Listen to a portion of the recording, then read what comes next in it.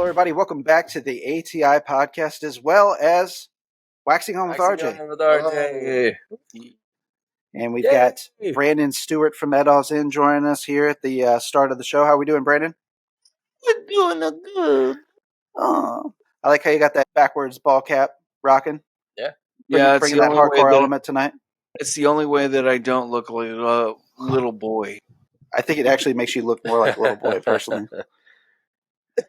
No, take it back. You look like you should be on a Cracker Jack box. Well, folks, tonight, of course, I'm rocking the NASA hype hat here because flying high like a lesbian seagull. And, you know, we're going to the moon tonight because we're talking about something amazing, and that is music. And something that inspires all of us without question, musicians, various bands and projects of the past. So, you know, we're always looking to music, what new music's coming out, what's cutting edge. And then we still have some of our traditional favorites, which I think we'll touch on some tonight here as well. So let's get some, you know, agenda out of the way, that is. And so we're going to let you know what the platform is for this evening on our discussion. So tonight we're talking about our favorite tracks of the year. We're going to be talking about honorable mentions. We're going to be talking about our favorite shows attended this year. We're even going to have a little brief discussion toward the end of like bands and music that we are looking forward to next year, maybe even like touring acts that are coming into our areas. And then the main event, of course, of our discussion tonight is going to be top 10 albums of 2023, of course. And so that's where the meat of the discussion and focus is going to be tonight. Let's get some general housekeeping stuff out of the way. Yep. Gentlemen, I know you guys just had a fantastic discussion with Asher Roth. Yes. You know, famed, I guess, kind of his starter big breakthrough was, or at least my awareness of him was like through MySpace back in the day. Yep. You know, and a really good discussion. We're working on the production piece for that, but it'll be available on demand first part of next week without question. It was a very fantastic interview, though. Yeah, very knowledgeable guy, and I really like what he's doing now. He's got an incredible story, and he's got an incredible catalog, and I'm looking forward to people listening to it and listening to his story and what he has to say. He's been through a lot. He's been very prolific, put out a lot of stuff. Yeah. And very excited for people to hear it. He's a guy that's been grinding and very DIY as well. He's over been the DIY years, you know? Longer than he was major label. Right. And so I got a lot of respect for that, and he's still doing it today, like, you know, and he's built like a community through like his Discord stuff as well, which is something that, you know, kind of attracts us, obviously, too. So that's really cool. And I think that people really are going to like your guys' discussion with him. Very down-to-earth, cool guy. That's going to be episode 19. Of course, this is a joint episode tonight. ATI Podcast 102, Waxing episode 20. So it's going to be on both of our playlists. Episode 20. We did it. We did it, Jake. We did it. We did it. Cross that threshold. 20 episodes in a year. Or wait, a little over a year. A little over a year. A little over the year, but who's counting, right? Who's counting? It's that Jackson math, right? Absolutely. Yeah. Just do it when it feels right. Of course, you guys know that we've got ATI Podcast episode 100 out in 2 parts. Our first part discussion was with my brother Aaron Lewis, kind of a surprise guest there at the last minute. And then continuation of that discussion with the man, Jesus Rose, one of my all-time greatest friends. Amazing guy, amazing conversation, great stories, and a lot of fun jokes and bullshit talking. And then, definitely, without question. Yeah, you see that $100 smile he's got. And then, woo! $1,000 smile. 101. Even on his cheeks, he has that fucking smile. Got like, that dimples. Slanted, like the vertical smile on his butthole. And 101 with James Dean. No, not that James Dean or that James Dean, but this James Dean, director from St. Louis on Triple Xmas. And I enjoyed the film. I don't know if anybody else got a chance to check it out. I haven't got to check it out yet. It was a pretty fun time, and I don't know really what I expected. I knew it was an independent horror movie, and I like a lot of independent horror movies, but sometimes that's a crapshoot. It was a fun movie. It's not a movie to be taken seriously, as James tells you in our discussion, but I had a very good conversation with James. Walked away thinking that he was a very likable guy, so that's out now. And on YouTube, it's already like our most streamed episode. Yeah, you guys were cool. racking them Out the up gate, last you know, it's night. only And Yeah. the only Few days. dislike, bro. Yeah, and the only dislike That's a good of one. our Which entire is- channel. Which means that we're Doing something right. really Yeah. destroying the religious sphere Right. by like getting all those gains from the devil. When and you then we take got one Christ's dislike. birth and titties and asshole and Santa killing people, that's the most sacrilegious thing I ever heard of. You take Right? my Christmas and shove it straight up. You could peg me all day. Beg me with the cross. As Cornette would say, the religious fanatics. Yes, the religious fanatics out there. So, guys, I think we're just going to kind of start this discussion tonight with some honorable mentions. So Yes. I felt like Jake would be a great person to get us started tonight. So, Jake, why don't you throw some honorable mentions out there? All right, so I have 7 honorable mentions because I think we can all agree that 2023 was a great year for music. Yes. So I couldn't just have 10 albums that I wanted to talk about. So I got some. I got 7 picks here for honorable mention, and we're just going to run through them real quick. Number 17, St. Louis's very own, released on Sharp Tone Records. Story of the year, Tear Me to Pieces. Great record. No shit. They're still going? Absolutely. Yeah. Absolutely. Love the record. Tear Me to my favorite track on the record is Take the Ride. If you love Story of the Year, you'll love it. I think it's honestly top tier. It's up there with like Page Avenue for me, honestly, from back in the day. So that's number 17. Number 16, I do not have a copy of because it just came out. It was a late edition, but I thought I would talk about it. And that is Skinheads, Everything Was Beautiful and Nothing Hurt, released on Closed Casket Activities, produced by Taylor Young. And my favorite track is Out of the Gang. If you love Oi, then you'll love this record. It's a great record. It's only 15 minutes long. It's short, sweet, gets in, gets out. It's pretty positive too. Like it's a fun, positive sounding album. My favorite track, Out of the Gang. I mean, the chorus is "Hard times ain't gonna rule my mind," and that's just been stuck in my head since it came out. So that's number 16. That's kind of a little shout out to Cro-Mags, a little bit maybe. Yeah, possibly. Maybe. Possibly. I don't know. That's just where my brain went. And then number 15 is my showing a little death metal off here. Death metal.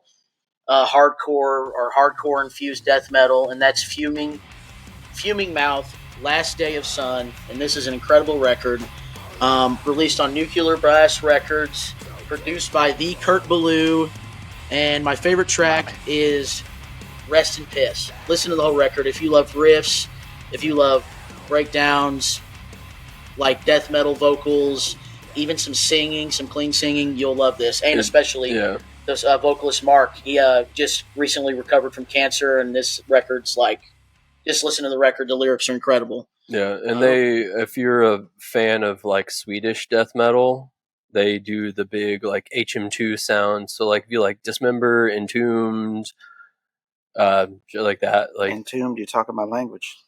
That's it. It's a carbon copy of that like guitar tone. So I agree. And then number 14 is a band us three actually saw in October, and that is the latest release from Harm's Way, Common Suffering. Wow.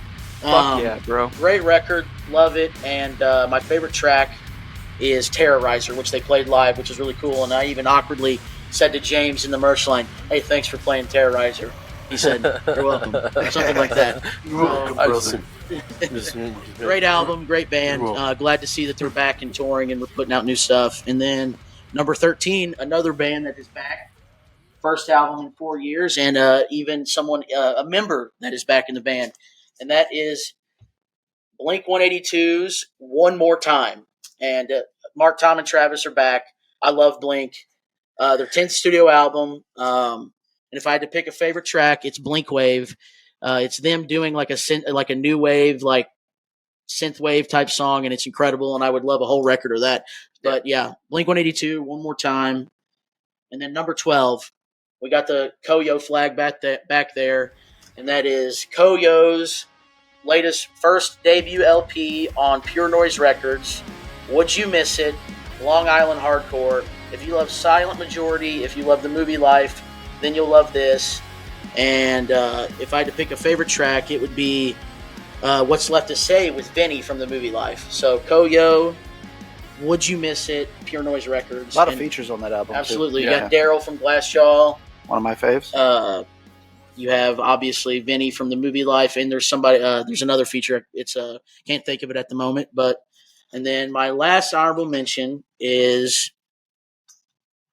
another band I love, and that is Left Coast Punk, Bremerton, Washington legends, punk rock legends, MXPX. Their new record, Find a Way Home, self-released, completely DIY. These guys are still, putting out great music. They just headlined Furnace Fest with Hatebreed, which, by the way, Hatebreed just put out a collab shirt with them and MXPX. It's like the Hatebreed logo with the MXPX guy skating and stuff. That's cool. It's pretty cool. I want that. So, That's awesome. MXPX, Find a Way Home, and my favorite track is Mountains to Climb. And if you love great lyrics, positive lyrics, you'll love this. So those are my honorable mentions. It's not up my alley at all, but it is a fun listen. Like, just throw it on. It's MXPX. If you like MXPX, you're gonna think like about like Good Times and mozzarella sticks. Like, it's a good. Whenever I lived in a very strictly religious household, we were like only allowed to listen to Christian music, and MXPX was like fell on tooth in and that nail. category. So they fell into that category. So that's a band I've known about for a long time, and I've always appreciated. And damn, man, they have just continued to do it. You got to respect the hustle, if nothing else. Like they run their own store, they do everything DIYs. It's crazy. No label. The lead singer has been around, like Mikey, I think. Mike Herrera, yep. Yeah. So he's been around like throughout my childhood, just like Warped Tour, always being like changing his hair color and being fucking crazy. Yeah. Like 2002, 2003 Warped Tour. Like, and I want to say he lives in Texas now, or has like a home in Texas, because you're in Texas, right? Might be your neighbor. That's sad.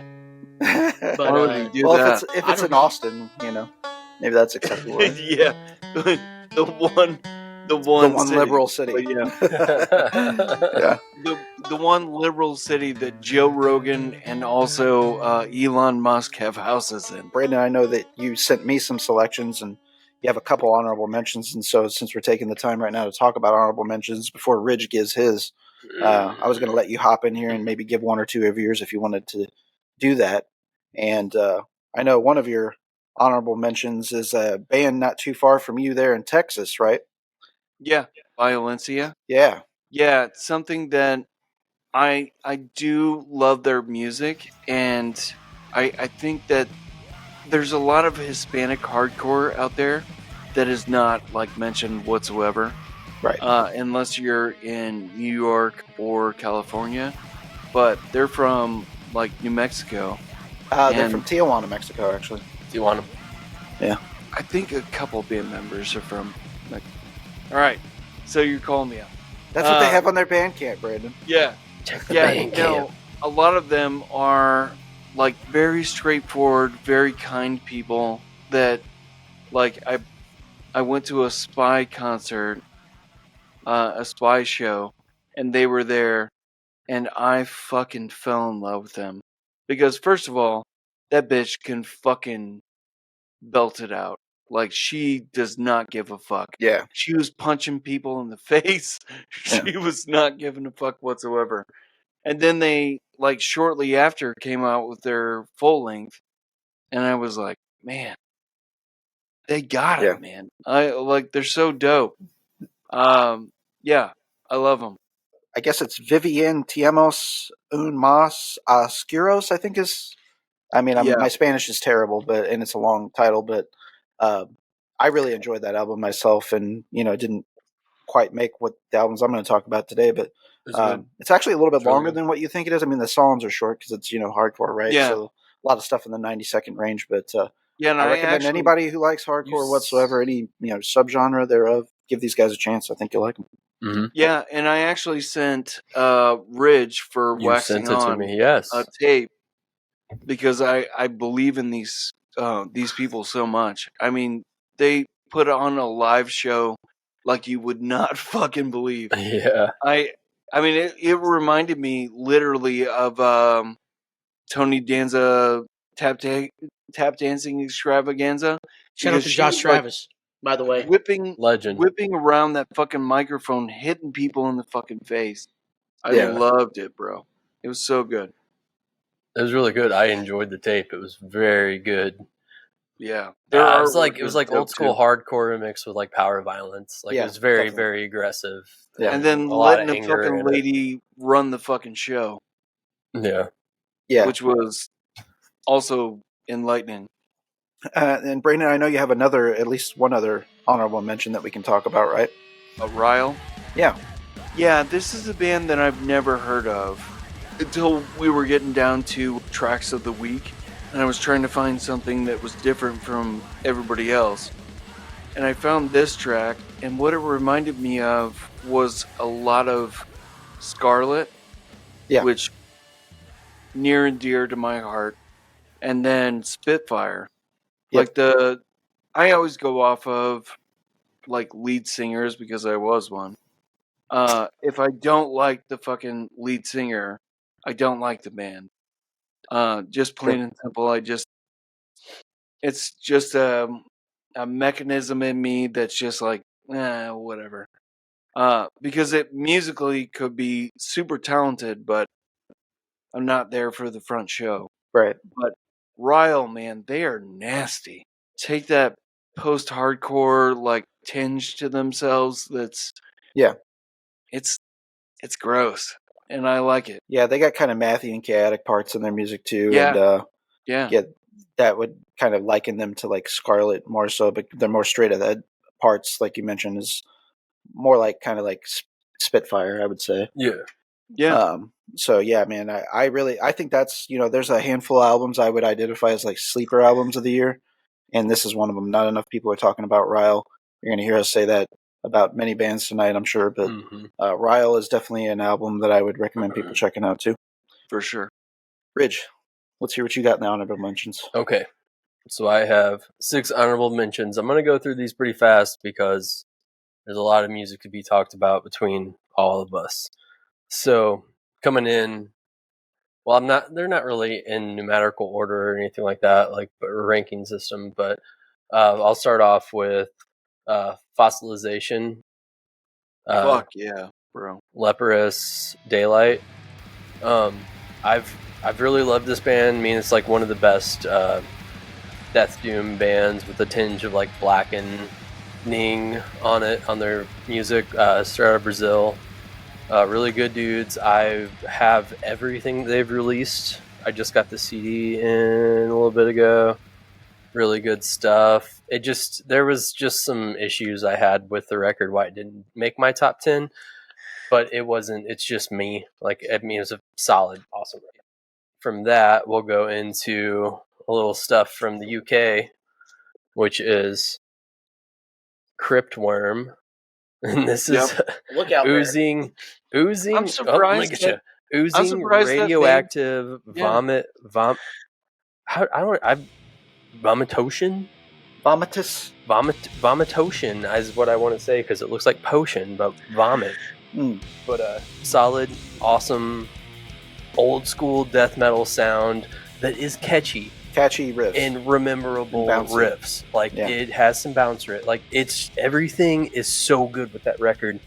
It would have made my top 10 if it didn't come out so late. But this was one. The next one I'll go to is it's a record that it originally was in my top 10, but it's not the full album. It's not everything I wanted it to be.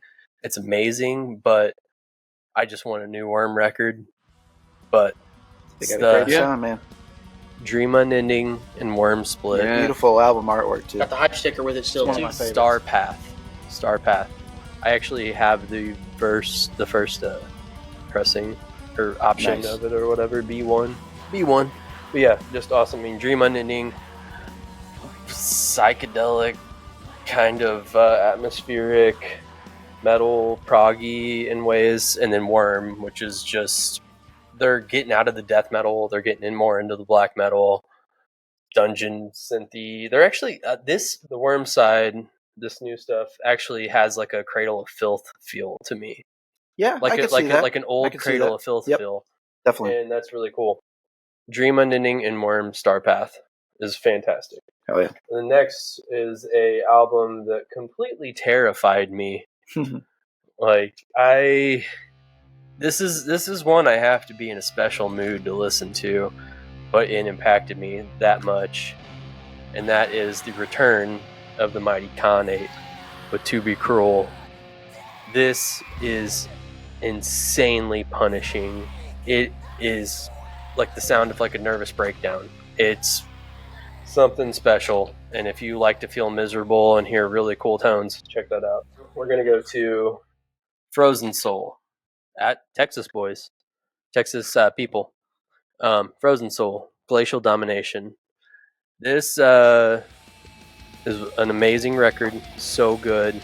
There was just there was a lot of music this year, and so it got weeded out of my top 10. They're on Century Media, right? Yeah, it was released on Century Media, death metal. Most all this stuff is death metal except for Khanate, who's sludge, mental breakdown. Real quick on Frozen Soul, aren't they at their shows like putting like snow? Like, isn't it like? Yeah, well, I mean, it's like the whole like keep it frosty, like they have like the snow machines. And Yeah, shit so that they, like, snow machine shoot out cool. like snow everywhere. Glacial Domination, I was trying to speed through, but Glacial Domination also has like a really awesome like John Carpenter feel to it, because it's also The Thing like themed. Yeah. A little bit. Right.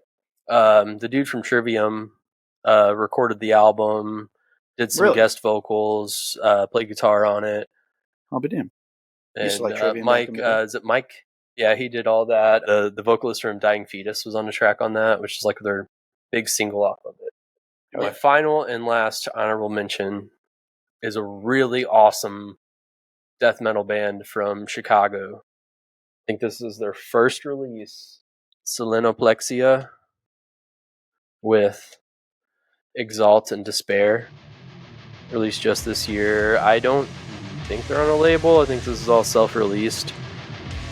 Yeah, as far as I know, it's all self-released, but really fantastic, awesome sounding death metal. There's a little bit of Death Doom in there too, but one thing that I loved about this so much was that each track wove into each other. And it wasn't just like, I don't know, it was completely organic sounding to me, like how everything just kind of, it didn't seem like it was just, it just seemed like it was all one big track. Right. Like it just sounded great. Loved it. They mix it up well. Good riffs. Selenoplexia, Exalt and Despair. Inspire. Yeah. That's one of the few records I know that you made selections on that I really need to do a deeper dive on. I haven't heard a lot off of that. And it looks cool. While it's in this thing. But yeah, that's cool. Got that from cool. Nice. Got that from the Meteor Gym in Chicago. Check them out if you want to buy some records in the heavy vein. Go to Meteor Gym in Chicago. They take care of you. Or any more tags you want to get in there? Any more endorsements we got tonight? Sponsored by Busch Light. Busch Light. Keeping Sunny D Vodka Seltzer in business right now. Yeah. Mm-hmm. Yeah, we got the beers and the drinks flowing. We got the puppy chow flowing tonight. And after I get through my honorable mentions, we'll have to do something we mentioned on the live that anybody was with us. We're going to be cracking into some Tennessee whiskey from a Tennessee distillery, actually. So we're excited to try this. I've been saving this for a special occasion. I just literally broke the seal on it. I haven't even popped the top yet. So you guys will catch that after the upcoming honorable mentions for me. So let's get into it. I've got 8, and I'm going to start with Kin Mode's Void. Kin Mode is a can't miss band for me. They will never release a bad album. They're on my Mount Rushmore probably of like current heavy bands. They always do really cool things with their album artwork in particular. So usually the faces, especially in their last few albums that you've seen, are members of the band superimposed and distorted and photoshopped. So that's one thing I kind of like about the band as well. They're very DIY. I had the honor last year of doing an album review for these brothers on their last album, Noel, for V13, a Canadian multimedia site. And, so that was an honor as well. I sent it to the guys, and they were very appreciative of my words, and that was kind of like a dream come true for me. They're good people making really music. good guys. I will always support them. I've got every single one of their albums in some physical media form, whether it's tape or vinyl.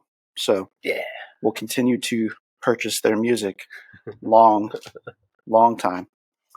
My next pick, this was a hard band. Originally in my top 10, I had to slide down to honorable mentions just because there's so much good music out this year, and we've talked about that. Yeah, dude, it was the hardest year for me to make a list. Way harder than last year for me. I agree. So Zulu, Black Power Violence band, hardcore. Yes. These guys are fantastic. This record's great. I think it's been pretty critically accepted and revered.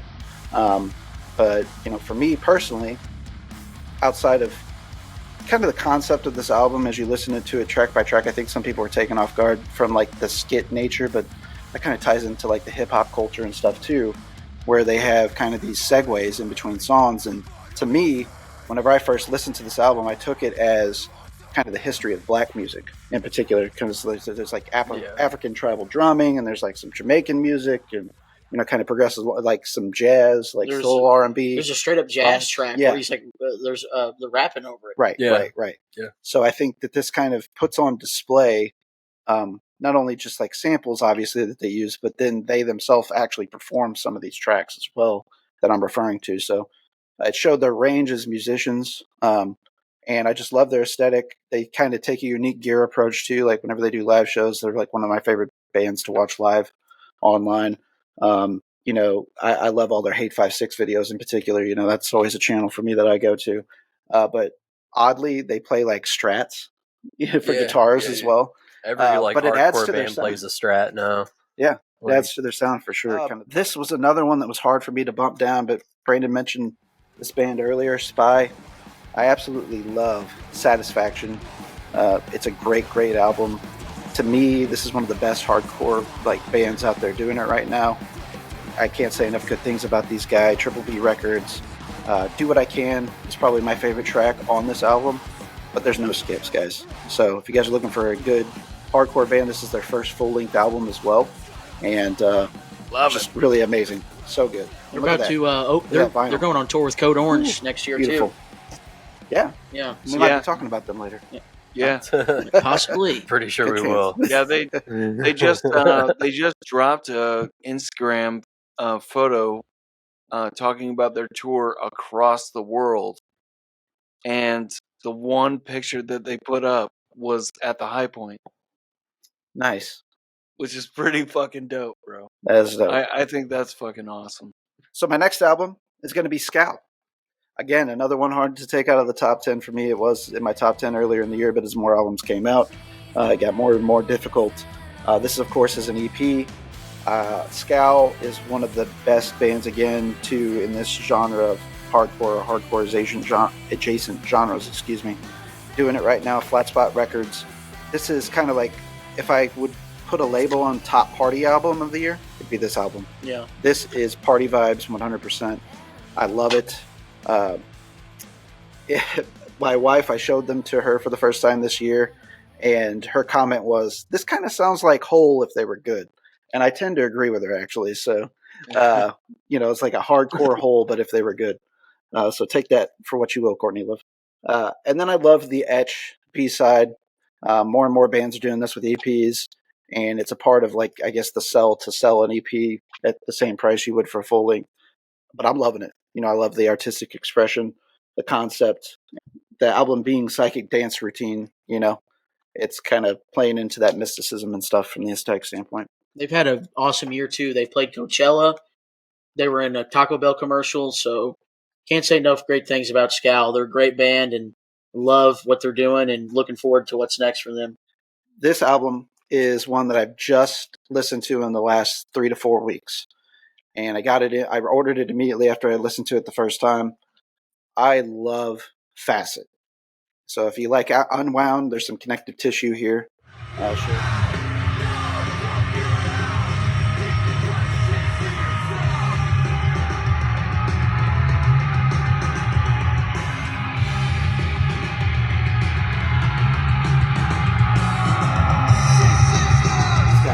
are just incredible.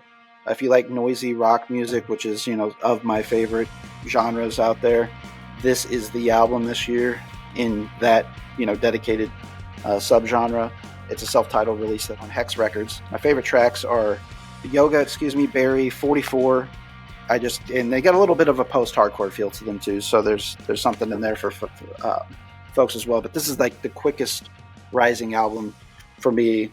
It probably would have made my top 10 if I had a little bit more time with it. Maybe if not top 5. I'm very excited about this one. We were jamming that before the Maul show a couple weekends ago. Yeah, we spun that the whole way. Yep, and I actually didn't spin the record, but... I did choose them as my track of the week, and the band actually DM'd me back and forth a little bit too. So starting a dialogue there. Hopefully, I can get them on ATI Podcast for a feature. Next, I've got Narrowhead. So this is for fans of Great record. Fiddlehead, Hum, Far, bands like that. These guys hail from Dallas, Texas. Another Texas band. A little Promise Ring too. Awful. Yeah, a little bit of that to them too. Run for Cover Records release. And then a lot of people would consider these guys alternative, maybe space rock as well. But very riffy. Yep. This has got a lot of good tracks on it too. Again, it was really difficult for me not to have this album in my top 10. I do love it. I don't think enough people are talking about these guys either. And then we've got my next honorable mention. Ooh. This is one that is hitting me right in the feels, and it's only been out for about 3 or 4 weeks as well. I love it. That's the collaboration between Full of Hell, which is one of my favorite, grindy metal bands out there, and then, of course, Nothing, who might be I am so surprised present. this did not make your fucking top 5. It's hard for me not to put it in there. It really too is, late? but This came out too late. yeah, it just came out too late. Really, I just didn't have enough time with the full album, to be honest with you. That's the only a lot thing to keeping me- digest. It leaves a lot to be desired, but not in a bad way. Like, you just want more and more of this. Yeah. And there's tracks on here, of course, that weren't a part of the singles that they released. There's only 6 tracks on this album. They released 2 songs well before this was actually dropped, and then I think they released a third single about a week before they dropped the full album.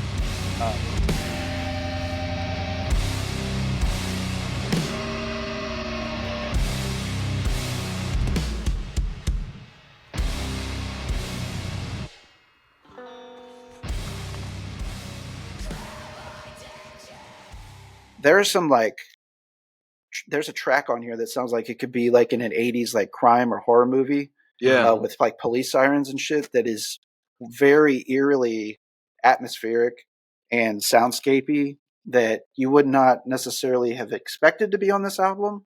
I don't know what I expected whenever this collaboration came together, but there's obviously parts that are predominantly a Full of Hell It's inspired hard. piece or Yeah. nothing. Well, it's hard. But Well, they're matching those shoegaze and hardcore genres as well. So, Yeah. Well, it's hard to understand what they would create together right. until they created it together. And it's like, it fits like a fucking foot in a shoe. Like, Well, this is also Full of Hell's second split this year, I believe. I think it's the the primitive fourth because they did Yeah. Gasp. They did Primitive Man. Yeah, They no, did this. Gasp. I forgot And I about think there's one more that I'm the forgetting. Full of Hell Yeah. and Primitive Man. Didn't they do an album with the Body or Show Me the Body? Or, They did an album with the Body. But I don't think that but was their this year. best. Their They best wasn't. splits No, with that them. was like that was a while back. Yeah, that was a long time ago. But the Yeah, it Primitive was like- Man and Full of Hell split it's just what you would expect. Like, I have it over there, but it didn't make my list because it's just a pure noise. Jake listened to it. I remember because we had it on an episode earlier on.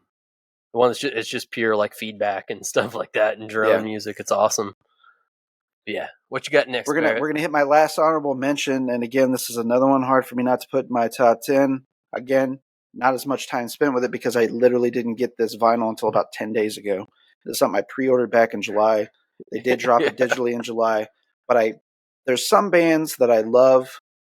I don't want to listen too much to them digitally until I have a physical copy. It's just kind of how I am because it's a different experience, especially if you're listening to it on vinyl. So I know the way things are mixed and stuff. It doesn't always come through the same way. And this was a band that I had to hear this on vinyl. That's Better Fucking Lovers. A. Yeah. Better Lovers, super group. We've got members from Fit for an Autopsy and Dillinger Escape Plan. Every Time I Die.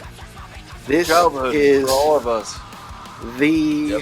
I cannot begin to tell you how much I love this album. I'm going to talk a little bit more about something involved with this album a little bit later. But I recommend the music video for 13. It's really exciting. That's what they put out as their announcement that they were a band, that they were going to be releasing music. To me, it kind of hit me that their sound, like, we can hear parts and you're like, okay, that's obviously Dillinger because Greg is the lead singer. There's parts that you hear that's like, okay, that's obviously like kind of an Every Time I Die lick or breakdown. But to me, I thought it was kind of funny to try and think of this band not like mentioning any of the bands that they've ever been in before. And I don't know why this came to my mind first, but I think it's kind of fitting. And it's Converge meets Pantera. There's a little bit of that in some of these songs.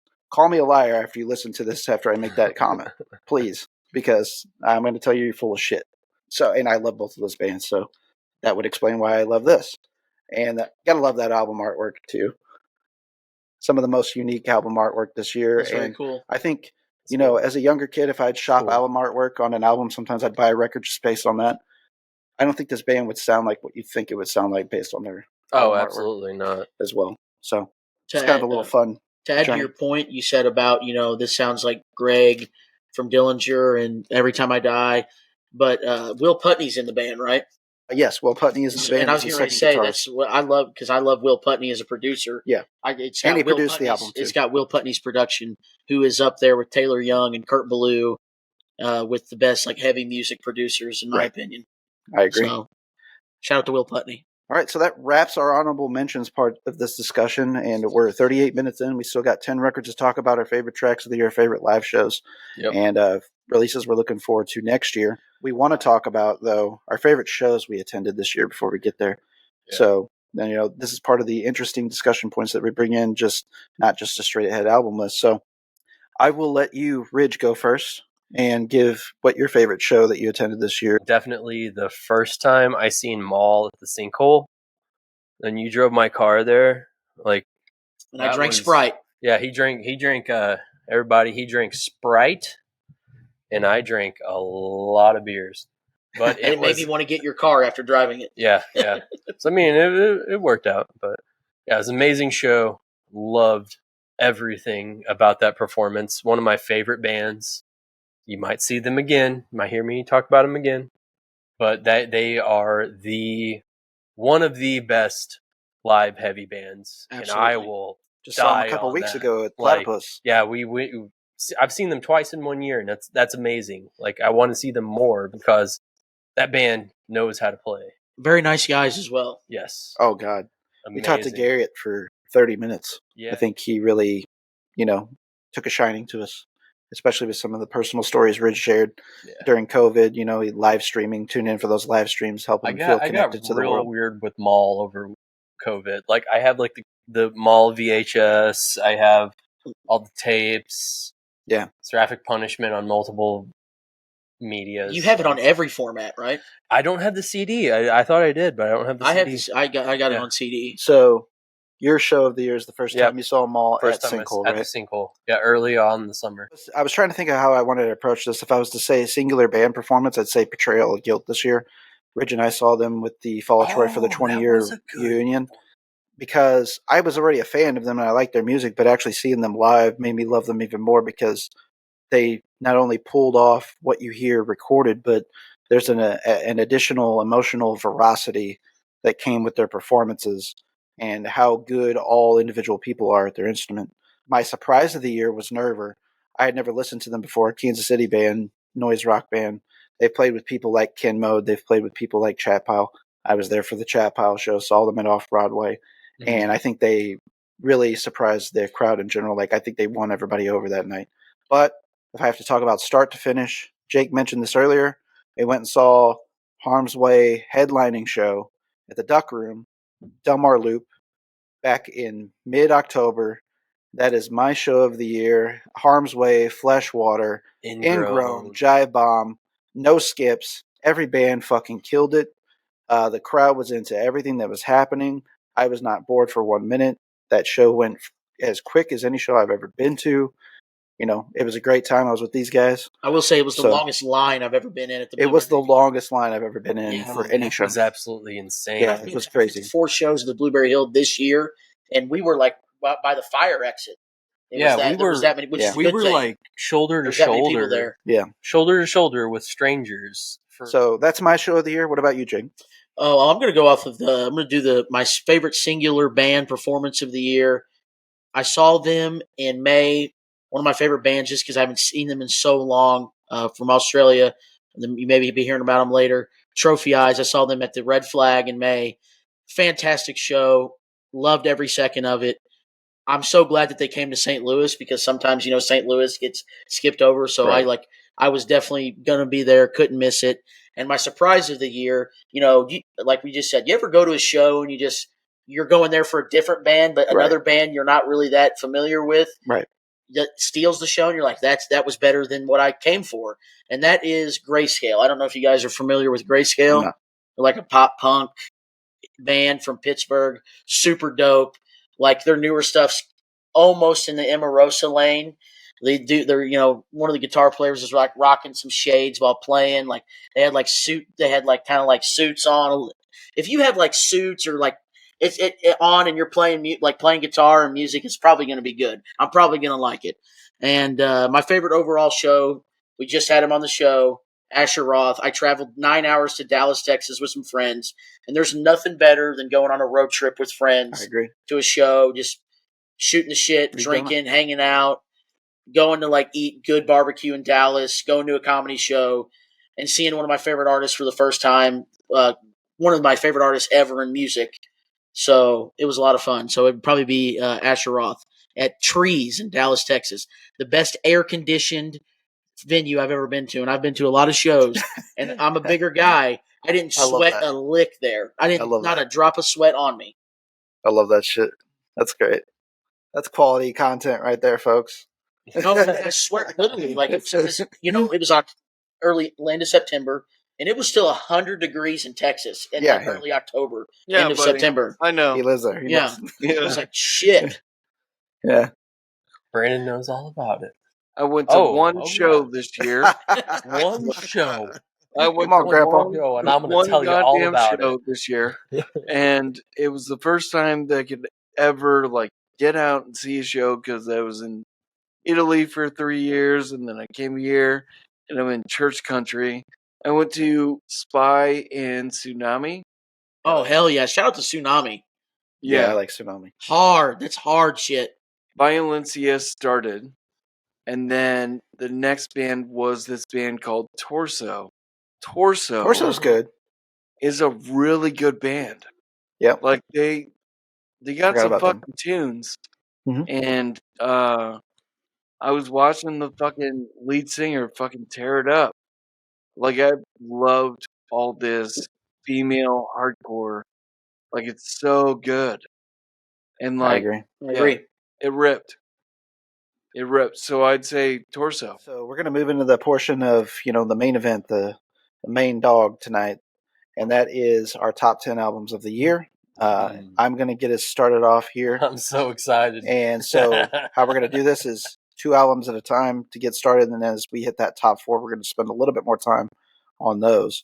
So we will just go to one album at a time and switch it up. So I'm going to talk about my number 10 right now, and that is Loma Prieta's Last. Loma Prieta is a band that has been quietly one of the best bands in all of heavy music. They've been doing it for some period of time now. Death Wish Inc. artists, they've never released a bad album. Nope. I absolutely love everything about this band, the soundscape of them, their how they approach their album artwork, the minimalism to it, their guitar tone, their drum playing, the vocals, how it's mixed. It's almost approached, and especially with this album, from like almost a shoegaze concept, and that the vocals are always kind of behind in the mix. And I always find that kind of fascinating. Like it piques your curiosity, even more so, I feel like, in some instances, and this band definitely does. This album has just some beautiful, like, shoegaze moments in it, actually, that I mentioned that earlier.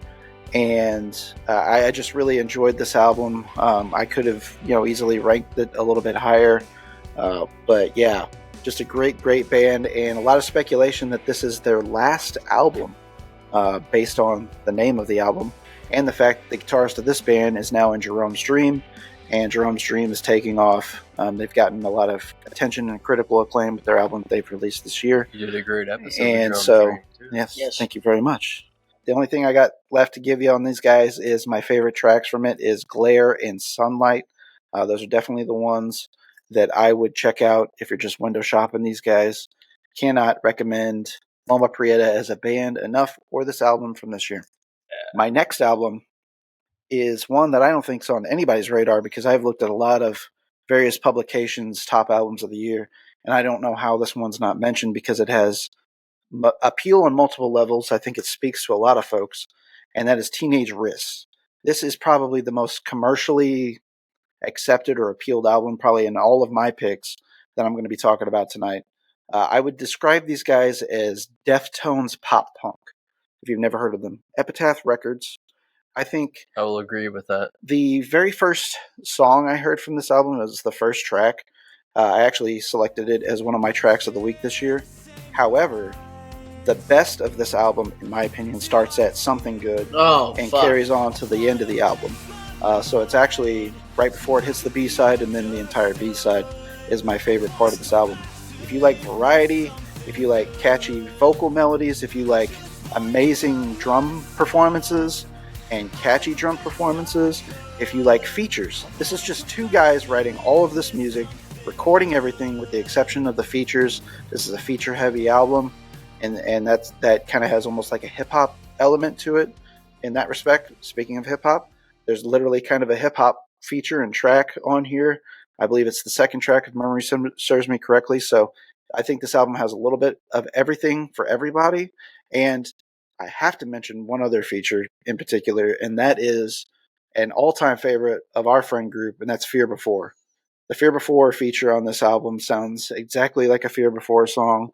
If you crave more Fear Before, Mouth Always Open era Fear Before. Yeah. On that track, I believe it's track 6 or 7. I don't have the track listing here, but right now. But I would definitely check that out. So that is my 9 and 10 Loma Prieta Teenage Wrist. We're going to go off to Jake. I just want to say real quick to your Teenage Wrist, we were coming back from the Maul show, and you're playing this record for me. And I've known who Teenage Wrist is, but I've never really checked him out because I follow Epitaph Records and have seen people talk. But he played Something Good for me, and that's the great, powerful thing about music. Immediately added it to my phone, immediately listened to the record, and now I'm going to have to, which has happened to me several times, which is great, I'm going to have to buy the record now. Yeah. So can't recommend Something Good to me, like that song in particular, almost has like a Tom Petty vibe, especially the chord progression. There's an acoustic guitar in there, the vocal melodies, how some things don't resolve there. Like when I say that this record has something for everybody, there's a part that's literally an Alice in Chains progression in the beginning of it. We mentioned the Deftones pop punk. There's a song called Humbug that sounds like the band Hum. So there's just a lot of stuff that they have going on in this record. I showed this to a friend of the show, Joey, as well, and that motherfucker was hooked immediately. And so, and he's one of the most staunch music critics that I know. So I know if it caught him, I think that it'll catch a lot of the other people that maybe this wasn't on their radar to begin with. So definitely check out the Teenage Wrist album. So Jake, let's hear what your 10 and 9 is. My number 10 pick is a band that I talk about a lot on this channel and that I love, and that is the 4th studio album on Pure Noise Records, and that is Can't Swim, Thanks But No Thanks. What else do I need to say about this band? I love this band. They are perfect to me. I don't even know how to describe them. I think because I know Barrett and Ridgee also enjoy some Can't Swim. Hell yeah. They have it's like Teenage Wrist. They have something for everybody. There's some emo elements. There's pop punk. There's post-hardcore. Yep. There's hardcore. There's rock. There's a little bit. They even have alternative rock. Alternative, and they have an electronic EP they did a couple years ago. But Can't Swim. Thanks But No Thanks. Great record. And if I had to pick a favorite track, it would be called Met You the Day the World Ended. And that's a good track. Listen to that, and the last track, Thanks But No Thanks. Good night. Like that last track, slow, it has an electronic beat to it. Like it's pretty good. That last track I listened to over and over again. Then it put me in a really bad place, so I had to stop listening to it for a little while. But it's amazing. Yeah, and shout out to Chris Laporto of Can't Swim. He's one of my favorite lyricists. And hopefully I get to see you guys in St. Louis next year. So yeah, I love that album as well, and the 5-4 song as well was one of my favorite. Like, I love when bands just do things that are kind of out of the norm, so like odd time signatures, but it's still very catchy and poppy. I think that Can't Swim is a band that nails that. They do something like that little wrinkle every album that they do, and that's why they're up there for me. Yep. That's me versus all y'all, and that's the one that the lyrics are like lullaby love song talking about the Cure and did my best Eddie Vedder. Like the lyrics, super interesting songwriter in my opinion. The whole band's unique great. vocals. So you got to mention that unique vocalist. He's got a very unique sound to him. I think they get compared to Manchester a lot just because of that part of it. He's got kind of a similar high pitch rasp, I would say. I guess maybe tone to his voice. I showed someone at work Can't Swim, and he said it sounds like Mark Hoppus. I'm like, I love Mark Hoppus and I love Can't Swim, but I don't see that at all. I don't think he sounds like Mark Hoppus at all. My number 9 pick here is New Jersey hardcore legends, and that would be Fury of 5, good Half Past Revenge, released on Upstate Records, which is an awesome label, awesome hardcore label. I suggest everyone to check out. Blood Clot, John Joseph, if I'm correct, that's his bridge. Is that his other? John Joseph? Yeah, isn't he in Blood Clot? Yeah, Blood Clot. Blood Clot, bands like that, Gloves Off, like sick label, but great EP released in March. I've listened to this so many times. 5 tracks, about 15 minutes long, hard. If you love like E-Town Concrete, New York hardcore from the 90s, New Jersey hardcore, you will love this. You will love this. And my favorite track is Revenge Doesn't Sleep. The intro is just like, Revenge doesn't sleep, motherfucker. And he just, dun, dun, dun, dun, dun, dun. So if you like hard, like breakdowns, chugs, like hip hop inspired vocals a little bit, like good lyrics, like hard lyrics, check this out. Fury of 5 on Upstate Records, Half Past Revenge, great EP. So we're going to go on to Ridge now with his 10 and 9 selections. Okay, so we're getting right into it. I'm going to go with my number 10 pick. It's not what you would expect, but I've talked about him before on this channel because he's an artist that I absolutely adore. Love his music. It helps me out in hard times, makes me feel calm. But we have Sufjan Stevens' Javelin, which is the 10th studio album from the amazing electronic indie folk masterpiece maker. It's fantastic. It was released in August of 2023. Also the return to his first like singer-songwriter album since like 2015 with Carol and Loyal, which is a great album. Yes. So good. Yes. So it was good to hear something really awesome from him again. I mean, he's released really good music since then, but one of the best indie artists out there. I mean, Sufjan himself recorded basically everything on this album for a little bit. They had some female backing tracks, and then the guitarist from The National is actually on the second to last track, Shit Talk, which is an amazing track to round out the whole album. But then it goes into a Neil Young cover at the end. One of my favorite artists of all time. This album sat with me. Like it made me very sad. And then finding out the backstory of this album, which it was dedicated to his partner, he's been a very secretive person. Yeah. His whole career, which has been forever. But this is dedicated to his partner who passed away during the writing process of this album. So then, in a way, this is also a dedication to his partner. It's an emotional ride. Really good. Really, really, really good album. I like it a lot. Heavy one. It is a heavy one. So from there, we'll go to another heavy one. This is a late contender. From emotional to audible heavy. Just audibly heavy and disturbing. Like, if this would have came out earlier in the year, it would have been higher. Yeah, for me but too. It was a sleeper. It was a late release. but that would be the new Jarhead Fertilizer. Look at that album artwork. That's fantastic. It's hype sticker too. I still got. Well, I mean, still keeping that OG sleeve with the hype sticker on it. Yeah. But it's cool. So carceral warfare. I always have trouble with that. So who's in this band? In the band, Dan or David, I can't remember his name. The drummer from Full of Hell and also the bassist from Full of Hell plays guitar in Jarhead Fertilizer. Closed casket activities. Closed casket activities, yes, sir. That was them and Skinhead released their LPs the same day. Yeah. On Closed Casket. Just wanted to mention Log that. Jam. Yeah. On the release. I kind of feel like Skinhead got a little buried on that because it was more like they were pressing shit more for like Jarhead than they were Skinhead. Well, from a different perspective, it was odd because the Skinhead single came out on my release radar, but the Jarhead Fertilizer one didn't. Mm-hmm. Which I would think because I follow Full of Hell, the algorithm would be like, hey, here's this Jarhead album. Right? So that was kind of odd. I mean, it's just basically they're putting some like industrial feels, a little bit of trip hop. The opener, the hip hop yeah, sample in the beginning. Which apparently they said they were like taking influence from 3-6 Mafia. All time great. Absolutely. I mean, like Mount Rushmore rap acts for me. The 3-6 Mafia is huge in the death metal world. I'm serious. Yeah, like, they are. Yeah. All the like Memphis rap and hip hop and shit is like big. But I mean, not alone like the drummer of this band is the main vocalist, which is nuts. That is my number 9.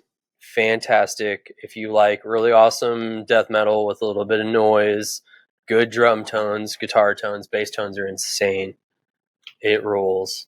So we're going to be moving into our 8 and 7 picks now, and we're going to pass it to Jake this time to get us started on the next 2 picks. My number 8 pick. By the way, you're going to be seeing a lot of this. 2023 is a great year for hardcore music. 100%. And we're going to go to second LP from Santa Cruz, I think they're from Santa Cruz, California. Yes, Train, Living Proof, incredible record. Yes, fun, hard. It has something for everybody. Another party album. Literally, like Sammy, the vocalist, and just like their stage presence, just watching them live on like 856 videos. They have just they're writing hard ass songs with great lyrics, by the way. Yes. But they're also having fun with it. Like you can tell they're having a hell of a time. Yeah. And I love this record, produced by D. Taylor Young, who killed it. I love the drum sound on this. I love the guitar, everything. Vocals, it's mixed, produced perfectly, and the lyrics, because not only is there hard ass parts, but it has great lyrics. Find the Strength, Kill Yourself, great lyrics in that song. Imposter, great lyrics. They even have a hip hop interlude with intermission. Drain, lit that shit up. I mean, that's a great one. Of course, only Drain could cover Descendants' Good Things and make it fucking awesome. Good job with it. Fantastic cover. Yep. Oh man. And then props. My favorite track of the song is the title track, Living Proof, more cowbell. And the outro, I don't know can I confirm this or is it true? It sounds like Black Diamond from Kiss. Like, you know, the feedback. It does. It sounds exactly like, I mean, in the best way possible, like Black Diamond by Kiss. And I'm like, it's an amazing song too. But Drain is Living Proof. I love released on Epitaph Records, and I cannot wait to see what this band has in store for them in 2024. I'm pissed I didn't see them this year at Blueberry Hill, but I had to work. And they're going on tour with Neck Deep next year, so go see them with Neck Deep. And Drain is my number 1 regret this year that I didn't catch live at Blueberry Hill. They also played with Drug Church and Gel, right? I love both of them. I don't believe Gel was there, but maybe if they were, now I fucking definitely hate myself even more so because that's one of my favorite bands right now. So yeah. Well, I know Gel was on some dates because I don't think they were on the same those dates. There was a ton of bands. They brought certain bands for certain dates. So I just want to echo. That's one of my favorite albums this year as well. And I feel so bad it wasn't in my top 18, today, but That is a great, great record. I can't stress that enough. It's probably like 2021. I'm going to release my full list. I fucking listened to like 200 or 201 albums in total this year. I've been tracking them all year long. That's the only reason I've been able to keep up with it. So I'll have a link in the on-demand version if anybody's interested. But it's up there. It's up there for me. It's a good one. Yeah, dude. What you got next, Jake? Number 7 pick is a band that I talk about a lot on here that I love, and that is released on Pure Noise Records, and that is the latest record from the Bouncing Souls. Yeah. 10 Stories High. It's a fun one. Great record. Only like 20, 22, 23 minutes. It's the Bouncing Souls. If you love the Bouncing Souls, you're going to love this record. Positive, great lyrics, and Will Yip did a great job on the production. He even helps out in the songwriting for the Bouncing Souls. He's almost like an extra band member for them. Yeah. He's done the last couple projects for them, like produced. I didn't realize he contributed. Co-wrote. Yeah, he co-wrote and produced this album. I'll be damned. We even got background vocals from CM Punk. Kevin Seconds from 7 Seconds featured on it. Talking my language now. Yeah. I didn't know about the CM Punk thing. Yeah, CM Punk does backing vocals on a track. One of my favorite pro wrestlers. I can't remember that. When I saw it in the liner notes, I was like, that's the great thing about physical music, people, is when you can read the liner notes and the thank yous and all the people who contributed to the album. And I saw CM Punk did backing vocals. I was like, no fucking way. Because we're both big wrestling fans. So Phil Brooks, what's up? I mean, and that's also why you should buy physical music, so you can find out those things that CM Punk did, backing tracks on a track. 100. And also, which is cool about this record, if I'm paraphrasing a little bit, is, Asheroth does the Discord album with people in his Discord. Right. The Bouncing Souls did a similar thing with like fans. These are all like, they made these songs for fans. Nice. That's awesome. I'm pretty sure it was like a fan type thing, but it was really cool. Yeah. And I thought that was really... That's a fun record. Yeah, sure. Absolutely. And we may be listening to it after this. But if I had to pick a favorite track, it would be True Believer Radio. And I can't say enough great things about it. And also, one thing I want to add about the Bouncing Souls is, I tell this to Ridge, I don't play music. You guys actually have been in bands and played music. But the Bouncing Souls do something with their bass tone that is... that's a Bouncing Souls song. Yeah. Yeah. I don't know how, but it's like it's not only the tone, driving, but the rhythmically of the placement of the notes and stuff. The bass player bounces along with the actual bass drum very succinctly, which helps that pop. Okay. So that's definitely, it adds to the catchiness of what they do. Because he's been asking me that question for a while, and I just don't know the answer. But you get what I'm saying. But you get what I'm saying, like, because you even said, like, that's a trademark. Their bass. I mean, another band that has that locked in spades is like Hot Water Music. Yep. If you ever listen to Hot Water Music, that's because the drummer and the bassist have been playing together since they were in high school jazz bands. So just a little something to add to that. Also and just to add one more thing about the Bouncing Souls that was cool is Jay Weinberg of Slipknot, formerly Slipknot, Against Me and Madball, joined the Bouncing Souls for True Believers. Hesitation Wounds. Wounds. True Believer. He played drums on a live show recently. Got tape over there. Number 7, the Bouncing Souls, 10 Stories High. Touche and Maury, by the way. I just drank that dirty wine stuff. Go for that, big dog. So I just want to quickly interrupt the flow of things here. We've got Brandon Stewart from Meadows in back here. And so Brandon did give me a top 5 as far as his list is concerned. So Brandon, why don't you give what's number 5 on your list for us here? Initiate. Cerebral Circus. Fuck? Yeah. That one came out of left field. Great record. Lead singers being women are dope as fuck. The cover is literally a girl upside down with stars around her head. I mean, and the music is not that whatsoever. Like, if you saw that in a record store, you'd be like, what the fuck? Music's dope, super hardcore. It's great. I sent the album to Jake to check out because he's a hardcore student, connoisseur like we are. And first track, you said that's a fucking ass beater riff or world beater riff, right? Ass beater riff. Yeah. Yeah, so I was like, that's very apropos for this, for sure. God, they're so dope, man. Yeah, very good. That one snuck out of left field for me this year. So We're going to pass it to Ridge for his 8 and 7 now. All right, my number 8 goes to Minnesota's own Nothingness with their release Subliminal, released January 20th, 2023. This is by far one of the most brutal and intensifying death metal albums of the year. It just never tires out. It just pummels you with rememberable, which is a big thing that I love. Make death metal that I'm gonna hum a line to or remember or something, not just a bunch of noise. That's cool in its place, but it's not top 10 territory. They add a little bit of doom element in there. It's their second LP. It's even better than the first one. They're just improving more and more, and I can't wait to see what they have for the next album. First Incontinence? Subliminal. I can't talk, but it's subliminal. Nothingness, Supremasol. We, of course, will have links for everything that we're referencing today. We're going to have links for our lists, so don't get overwhelmed if you're hearing the on-demand versions of this and you think, oh, what's that one band that they mentioned? You guys will be able to click in and see Ridge's list, my list, Jake's list. Yeah. Ridge, keep us going. All right, so we're going to move on to my number 7 pick. This is from a band from Philly. It was a little under my radar. I didn't know about it.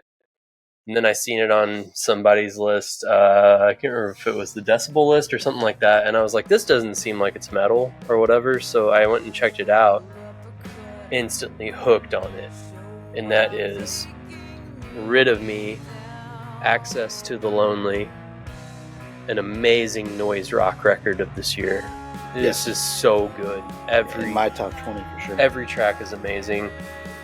Everything they're doing here rules. It was released on November 3rd, 2023 on Knife Hits Records.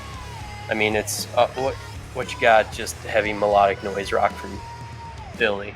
So it's got that attitude to it. It's got that little bit of griminess. Remember, it's a fight amp. I kept trying to figure out, why do I like this band so much? I didn't get it. I was just it's good, very, very good music, but there's something about it that I loved. And that's basically half the members of Fight Amp, which is a band that I loved for years and years and years. I love Fight Amp. And then finding out that they're going on and doing another band and releasing this caliber material is amazing. So that's my number 7. That was our record store day jam. Access to the Lonely. Yeah. After we that was our record store. That and Anthrax. Yeah, after we did Black Friday, record store day, we did Rid of Me and Anthrax. Fistful of Metal. That's New Scene podcast on Iodine Recordings. They are an actual sponsored by Iodine Recordings podcast, and they did a interview with the lead singer of Rid of Me and bass player, and he had an amazing interview there that I would recommend folks to check out. It tells the whole story about them getting together, what they've been doing, their inspirations. Talks about the trans world. It talks about Northeast hardcore and metal scene shows of the last 20, 25 years. Just a really fascinating conversation. Addiction. Talks about getting over addiction and things of that ilk. So I think that discussion has a lot for everybody. So it does. Highly recommend it to everybody out there as well. So on to my number 8 and 7 picks. My number 8 pick, again, one of my favorites this year, and Jesus Piece. So Unknown. Great Their record. second album, 10 songs, 27 minutes, 45 seconds. FTBS, Silver Lining, Gates of Horn, my favorite tracks on this album. Aaron, lead singer. He was the former bassist of Nothing, which is one of my absolute favorite bands. Mm-hmm. He's an amazing vocalist, hardcore vocalist, that is, obviously. Hardcore band, Southern Lord Records. I cannot say enough good things about Jesus Piece, this album. No skips, quick listen. one of the best. I would call them kick you in the nuts hardcore. Yeah, it's just absolutely assault you. This is assaulting. It is brutal, and my 18-month-old daughter loved she gets this down album. with some Jesus Piece. Hell yeah! I had Ava listening to Jesus Piece, and she was rocking out to this. And if you don't believe it, there's some videos on my social media. So check out Jesus Piece, So Unknown, Philadelphia, PA. One of my favorite shows I've ever seen in Kansas City in 2018 was Year of the Knife, Jesus Piece, Tear, and Knocked Loose. What a show, for sure. And then you also got me the Jesus Piece sinking 7-inch, yeah. 7-inch, yeah. Pink 7-inch. It's really cool. And then I'm going to get on to my number 7, and this is probably the best pure hardcore album Jakey. this year. One of my favorite hardcore bands today. I think they just started as a band in 2018. That's Gel. Oh. Hello, Only Constant. This album is amazing. Back to Brandon's comment earlier, and you're going to see a lot of that in my discussion tonight. Chicks and hardcore. Incredible band. Sammy's vocals in this band, just paramount. Top tier, top shelf. Chef's kiss. Sammy, you are one of my favorite front people in all of music right now. Kicking ass, destroying faces. Check out the live in the Sonic drive-thru performance on Hate 5-6. Gel, absolutely great. Hone Blade is the track on this album for me. They come out of the New Jersey hardcore scene. 10 songs, 16 minutes, 29 seconds. It is a quick listen. Cannot recommend Gel enough. And I know everybody here loves Gel as well. Yes. They just did an audio tree set too, right? Yes, they did. Yeah. Also Yes, check out the Scowl set at the Sonic parking lot. Yes. They both played that show, and Scowl's performances were really cool. And Gel will also be going on tour with Code Orange next year, so go see them with Code Orange and Spy and Teenage Wrist and Gridiron. One hundo. Woo. So, Brandon, let's talk about your love for Chained at the Bottom of the Ocean's newest album, Obsession Ridge. Destruction.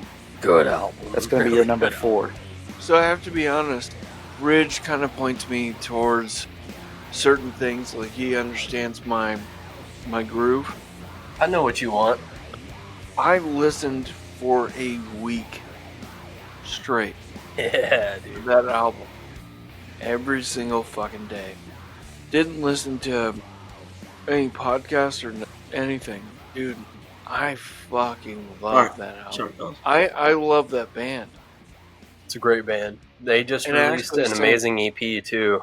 And my number 6 is a really good album. I'm very surprised it didn't go up higher on my list, but it's where it's at. It's an amazing album.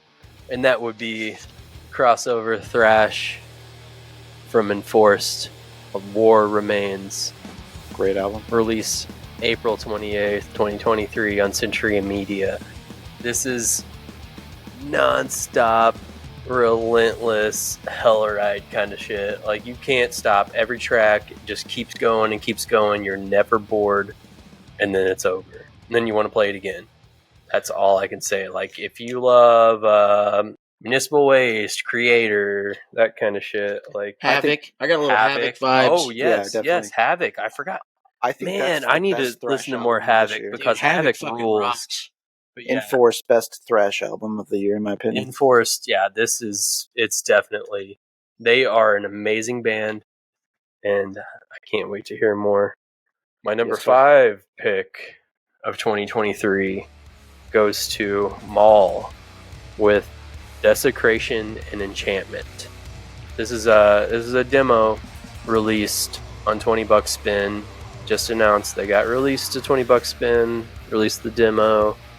This is just a little taste of what is to come from the mighty Maul. One of my favorite bands, one of the best live bands in death metal, hardcore. They're a fusion of a lot of different things. It's not just straight death metal or anything. I think they're kind of even. It seems to you guys like it seemed like they're getting more harder, like hardcore. They definitely have some hardcore. They like everything because when we were at Platypus, you know, when they had touch tunes there, and they were playing some Askin Alexandria before the show. Like they love everything. Like and these dudes they're Fargo boys, Fargo, North Dakota. Yes, like hardworking dudes, like who are just constantly touring, and it paid out. It paid off for them. They got signed $20 spin, and I'm hoping in 2024 we get another album.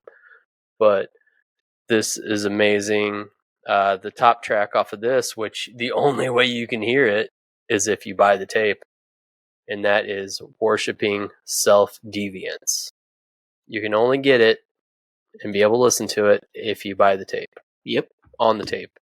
No. $20 spin. Yeah. Yeah. It's amazing. I love that because a lot of myself a Maul fan too. We're going to definitely spin that after we get off the air tonight. Yes, sir. It's like kind of like old days and stuff where it was just you have to get it to hear the bonus tracks or whatever. Right. Like you got to buy the special edition to hear the bonus tracks. Like it's a cool little nod. And I love it. But yeah, that's my number 5. Maul. Desecration Enchantment. Hell yeah. Don't sleep on them. Listen to Maul. Buy their shit. So I'm going to give you guys my next picks. That's 6 and 5. Portland, Oregon is an area that I apparently learned on my Spotify listens for this year. My rap, that is the concentration of a lot of music that I listen to. 3 of, I can't remember what the cut was, of my favorite bands that I listened to this year originated from Portland, Oregon. And I had more similar taste to people in Portland, Oregon apparently, which is funny because we're in Southeast Missouri. That's where we're based at physically. So 11 tracks, 32 minutes, 4 seconds. We're talking about Dying Wish, the best straight up metalcore album this year, in my opinion. Absolutely. Not even close. Not even a competition, not even close. I would agree with that. Said, no skips. The emphasis of metalcore, like the influence of hardcore. These guys do it all. Opening track. This year, I really focused on opening tracks. It sets the pace for the entire album. This has one of the best opening tracks of any album this year. That's Symptoms of Survival. It was one of my tracks of the week this year, and it might be the single individual song I've listened to the most this year, just because there's so many catchy little parts to this. I'll talk about the breakdown toward the end, the guitar solo, the way it's mixed, the little underlying guitar line that cuts in, and they just do a lot of cool things like rhythmically and polyrhythm type stuff and breakdowns that they do. Again, female-led, fronted. Shout out to Emma. Yes, Emma is incredible. This is on par with like the most played album of the year for me. Incredible songwriting from start to finish, and I have to shout out Emma once again for her singing in particular. Lots of range. Lots of range on her. Melodically, what she does singing-wise, she goes seamlessly from screaming to singing, stays within pitch. I'm not usually a big fan of the good cop, bad cop approach to vocals, but I wouldn't necessarily call that this, but people might categorize it at a glance like that. And if it was done well and put into that category, it's certainly Dying Wish is doing it. Number 6, again, an album that I could make an argument for top 5, top 3. Sharp Tone Rex, fantastic album. Number 6 for me. Yes, and the video album for Watch My Promise Die. Yes, it's a great music video as well. I think that was the first single that they released for that album. It was one of my tracks of the week. So. That is by far the best metalcore record I've heard all year, because a lot of metalcore to me has lost the term metalcore. I agree. This shit sounds like it was from 2004. Yeah, in the best way. Yes, 100%. Speaking of some metalcore, there's definitely some of that in here. Hardcore in particular. This is a band that was heavy on everybody's heart, I think, in the heavy music world. That's Year of the Knife this year. Not only did they release a great EP, but a full-length album this year. And, one of the best guys recording bands out there right now, Kurt Ballou, recorded this album as well. Pure Noise Records. one of the most anticipated albums of this year, I would say, when you guys in heavy music as well. Yes. A lot of pomp and circumstance behind them. I think a lot of people were looking forward to this release regardless of the nearly tragic events that happened with them. They got in a bad car accident. Maddie Watkins in particular, we didn't know if she had returned to the stage. She'd ever be able to do vocals again. Recently finally started doing live performances again here, just within the matter of weeks or months, if you will. Just really an incredible album. 9 songs, 20 minutes, and I believe 10 seconds. Your Control, Sometimes, More Than the Living are my favorites on this album, but again, I mentioned, no skips. Definitely no skips here. And I think you'll see this across a lot of top heavy music lists this year. And if you don't, they don't know what they're talking about. Exactly. That's not even a strong take. That's a fact. Take it to the bank, cash that check. Year of the Knife. You know what I'm talking about. No Love Lost 2023. That is my number 5 album of the year. Yes, sir. Shout out to Pure Noise as well. I think on the last week's Hard Lore, they talked about how Pure Noise is completely, they're not making a dime off of this record. It's all going to them for what happened this year. That's so great. Shout out to Pure Noise Records. They're one of the most widely, as far as genres are concerned. Oh, my favorite label by far. They've got the Bouncing Souls, guys, the Year Bouncing of the Knife. Souls, Year Can't of the Swim. Knife. Knock I Can't Swim. Yep, Knock Loose. They just signed Cloud Nothings. Cloud Nothings. One of my favorites. Story So Far. Right. We might be talking about that. With later. Honor, Masked Intruder. What an incredible lineup of bands. And we've just mentioned a few just now. What a wide variety. I can't recommend it enough. Pure Noise Records, one of my favorite labels out there doing it today. All right. My number 6 pick is an album that, you ever just get on social media and for example, Triple B, Days, Days Records, some of your favorite labels, they're promoting stuff and it's a new band and it's here's this track, here's this EP, here's this record coming out, and you check it out and you're completely blown away. And that is the debut LP from Power of Fear, Pittsburgh, PA hardcore, A Breed Apart. I was on my way to Lake of the Ozarks for a bachelor party, and they released the teaser track for Walk the Walk or Eye to Eye, and I sent it to these guys, and I'm like, this is some of the hardest shit I've heard all year. I remember you're going on and on about that, man. This came out of nowhere, and it is one of my favorite records I've heard all year. 20 minutes, if you love metallic hardcore, if you love like I said, I'm not a musician, but that snare sound that I love, the high-pitched snare.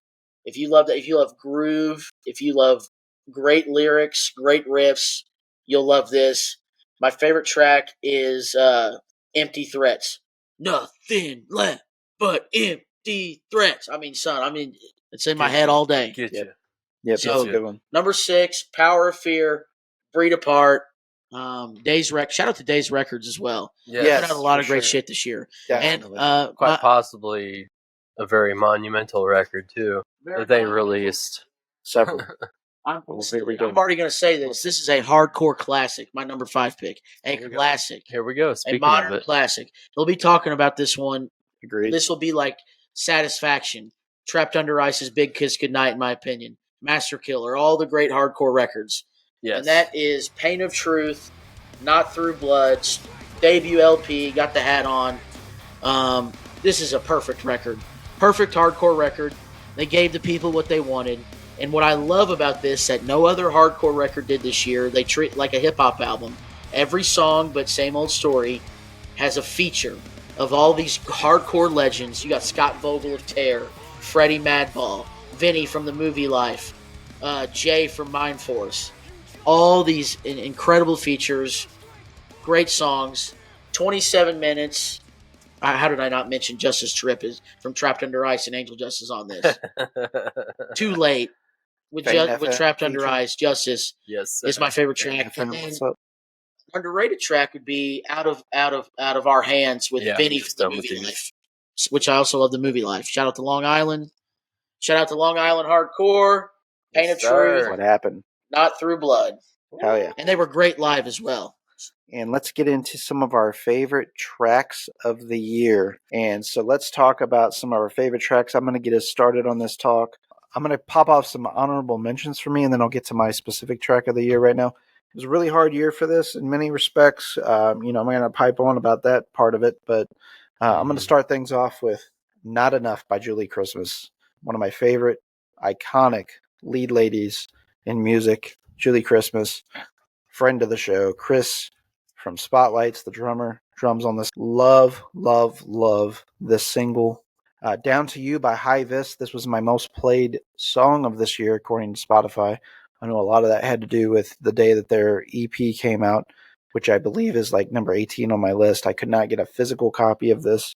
That's probably only the reason why it did not make my top 5 in particular, because High Vis is one of my favorite bands out there. They are melding two of my favorite genres. That's me, hardcore and post-punk as well. They're doing a lot of those variations there in their music, and they've had a couple full lengths. They did an EP this year. This is off of that, Down to You by High Vis. Idealized, Gouge Away, one of my favorite bands doing it today as well, and the lead singer who also played bass for Nothing here on the most recent tour. She is one of the best leads in all of music, in my opinion. Not only is she easy on the eyes, but she's good at her job, so that's always a plus, right? And so I was really craving. I thought we were going to get a full length this year, or at least an EP. We didn't, just the single. But Idealized is one of the best tracks from this year. Meet the Star by Guided by Voices. These guys, I don't understand their output. 3 albums a year. They're always at least like a 7 out of 10. Like it's all quality. Yeah. I don't understand how they can do it. Even with each release that they do each year, they kind of mix it a little bit differently. There's just like little wrinkles in the production that take them from garage rock to almost like opera, like an opera rock. I'll never in a way. Understand it, man. I don't understand how they can do what they do and sustain do it. and keep going. You're talking about 30 plus recorded songs usually a year by these guys. It's incredible. It's legendary. Nobody ever, in my opinion, might be able to like match their output. No. As a band. Drain by Soft Cult. This is the Lisa Simpson meme with the iPod on the bus. Turn it up till it hurts me. This is one of those songs that we're talking about tonight. That's Drain by Soft Cult. Listen to that. Tell me I'm a liar.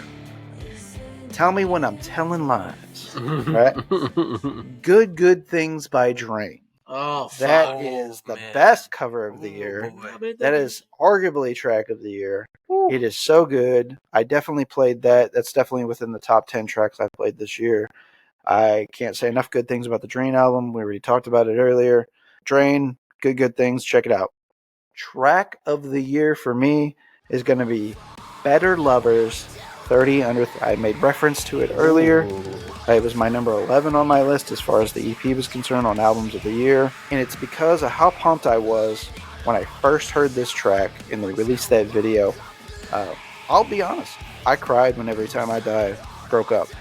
That was a huge band for me. In my, formed so much musical taste. They were a gateway drug for me, musically, genre-wise, opened me up to so many things. They influenced so many bands that I was even fans of, maybe even before them technically, like Under Oath, for example. We were talking about them earlier before we started recording. Mm-hmm. They influenced probably Under Oath's arguably greatest album ever, Define the Great Line. No repeating riffs. Where did they get that idea from? No one else but Every Time I Die. And Botch. And Botch, for sure, as well. It's in there.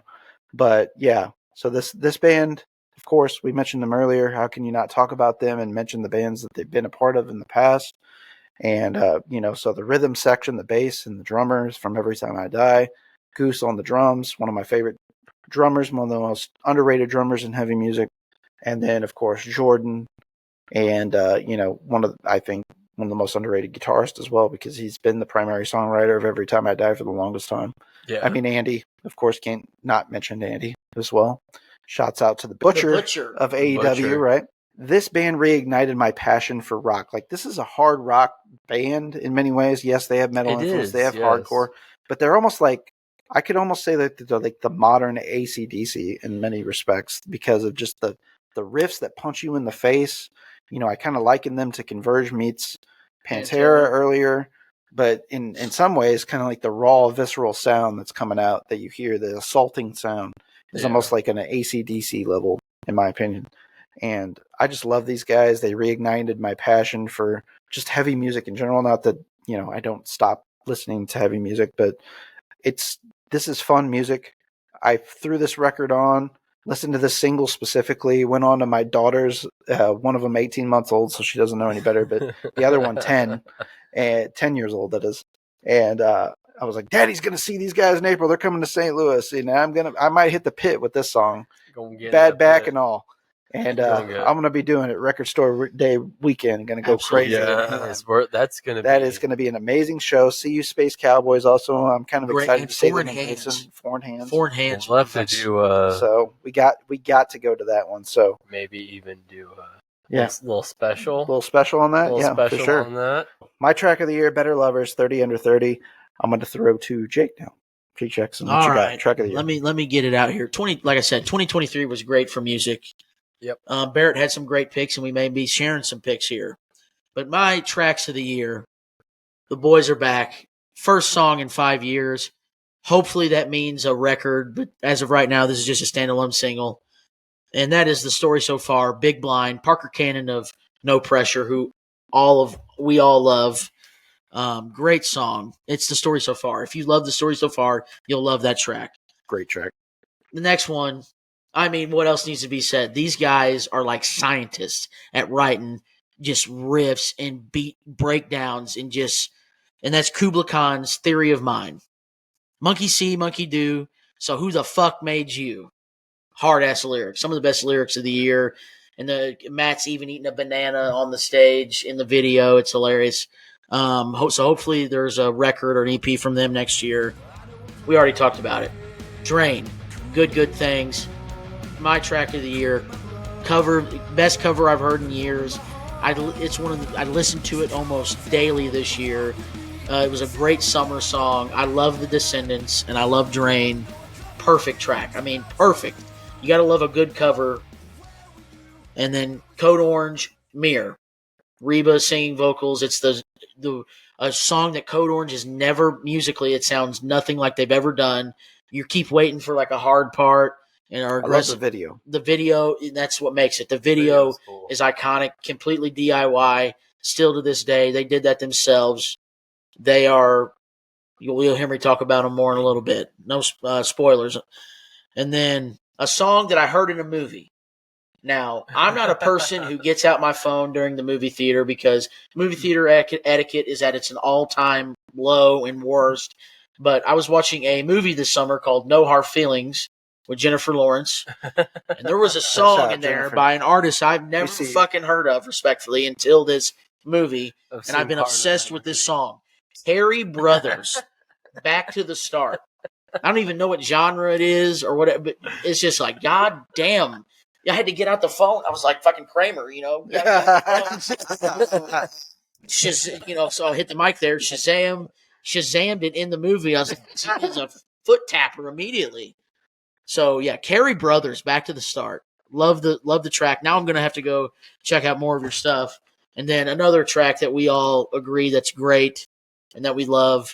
Great video as well. Great album produced by the mighty Taylor Young.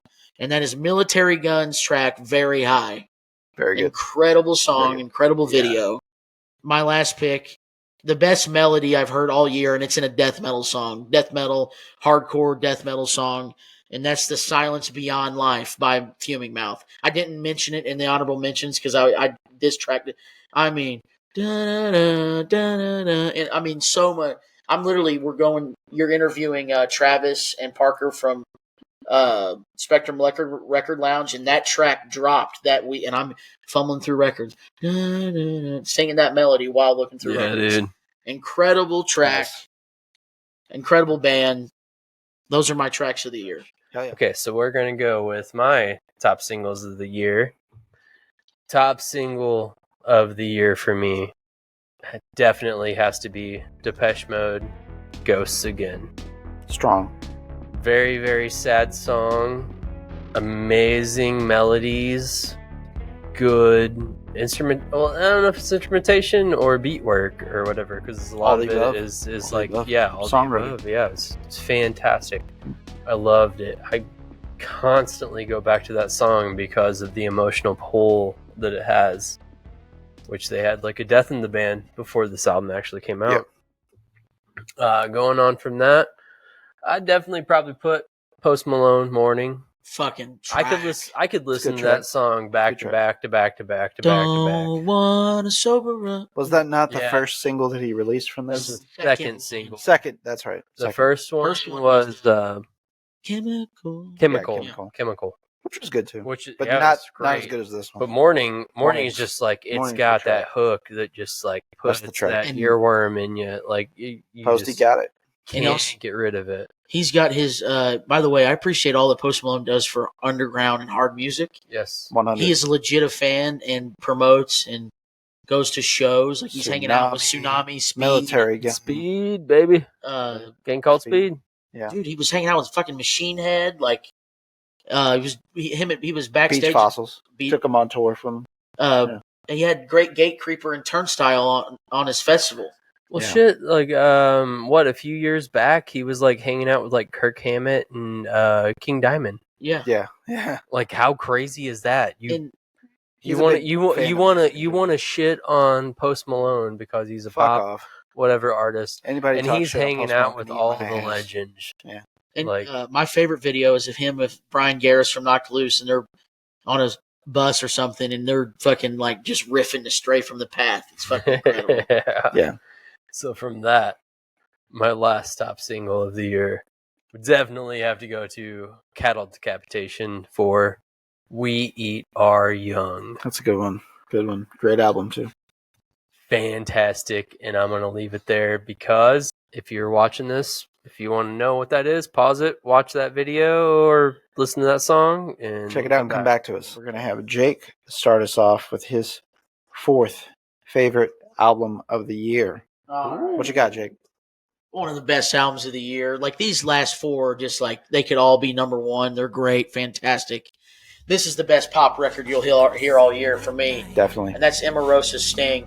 Perfect. Yes. Even these guys love it now. These guys are like, dude, this rocks. I pulled this out of your stack and like played it. This is because I wanted to listen to it. It's such a good album. It's fun. A lot of vocal melody hooks, like. God damn, man. Even leads for like guitar players out there. Shout out to E.R. White with the leads of the year for me. The solos on Cinnamon, Again, and In L.A. are incredible. And shout out to Courtney Ballard for the production. Bradley, of course. One of my favorite singers. Dude can sing. He can sing any style. He can do the post-hardcore stuff like the old stuff. Yep. He can do the alternative rock stuff like they did on 131. Yeah. And he can do the pop stuff. Props on the pro wrestling references too. Absolutely. Sting is named literally after Sting, the wrestler. Yeah. Halloween Havoc Tour, which I just saw them. That is one of the best shows I saw all year. Most fun. I met Bradley. I was looking for the pisser, and he was like, he had an NWO Wolfpack shirt on. And I was like, I don't think he heard me, but I said, don't turn your back on the Wolfpack. And we were all just looking for the pisser, and he's like, you guys looking for the bathroom? And I was like, yeah. He said, it's this way. Let your penis guide you. And I was like, hell yeah. And then I said, album of the year. And he said, I know. So shout out to Bradley. Shout out to Emarosa. Yeah. Great show. Seems like a cool ass dude. You know, I mentioned earlier as far as shows that I missed this year that I really wish I would have caught.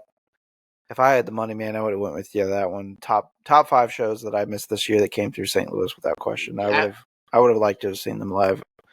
And they do all which is I think is great. They do all the new stuff. That's great with me. And we kind of talked about this before we started recording, but I think like there's like a negative connotation maybe from people like my age at least that have been around for a little while and they know the name Emarosa and they think, this is the Johnny Craig type stuff or whatever. Yeah. And I know that he has turned his life around as well, so I'm not like shitting on him, but it's an entirely different band now. So like this is not the Johnny Craig stuff. Not even, yeah. Yeah, it's like an apples and oranges conversation at this point. As far as I'm concerned. This could be on top 40 radio, in my opinion. 100%. I don't know if it's like the naming or like what production's behind them or whatever, but I don't understand how these guys aren't bigger than what they are, because they are so catchy and so poppy, and the vocal melodies are on par. The songwriting's great.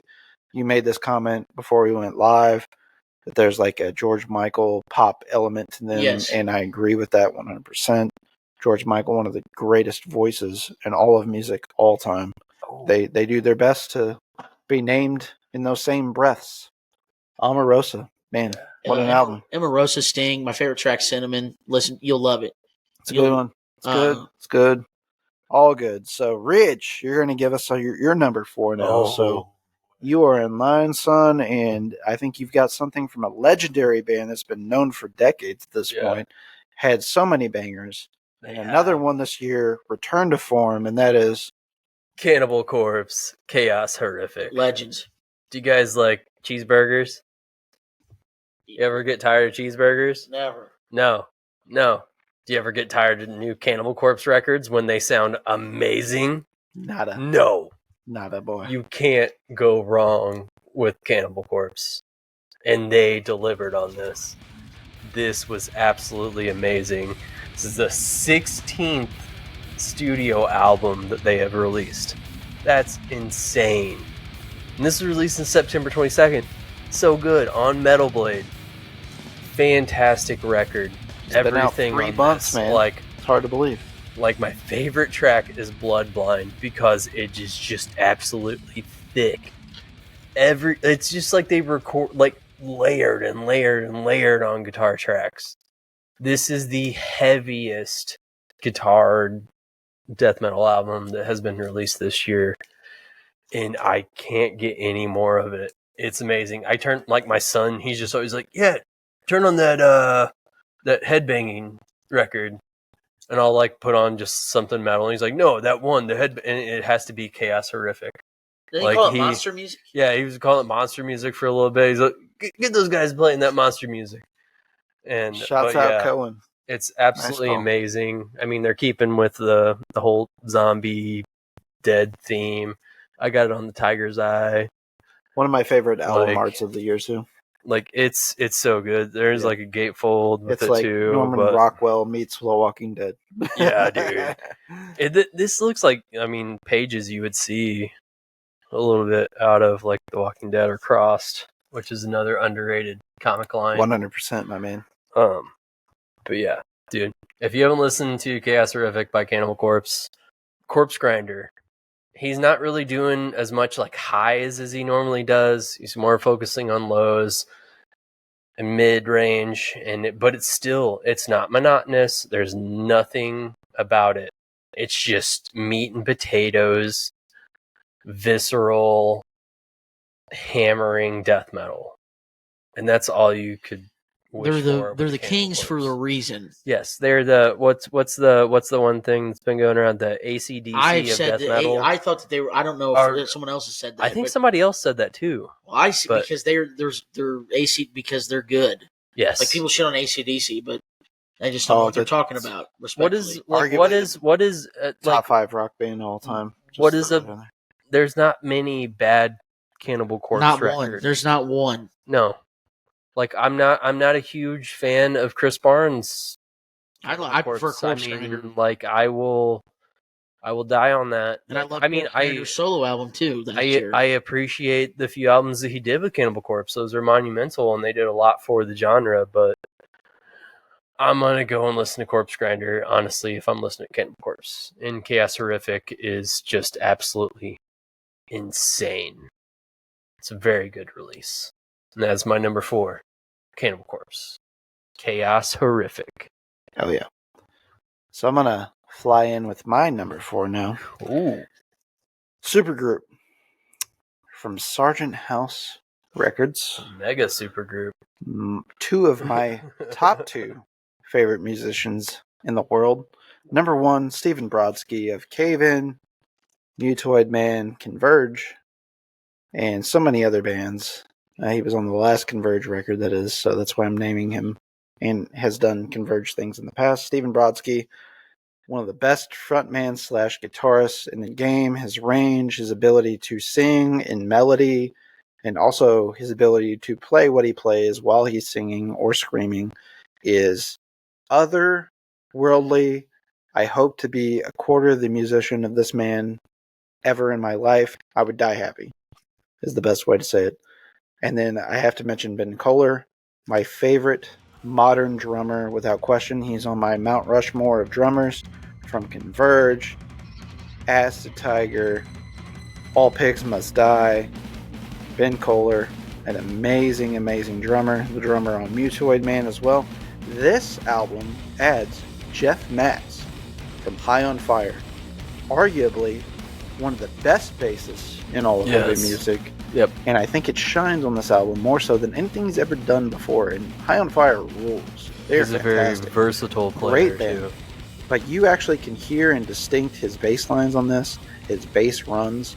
This arguably has the best bass performances of the year on any record, period, regardless of genre. That's why this is at number 4 for me. It's such an amazing record. Mutoid Man's Mutants. And again, probably top 5 album artwork for me.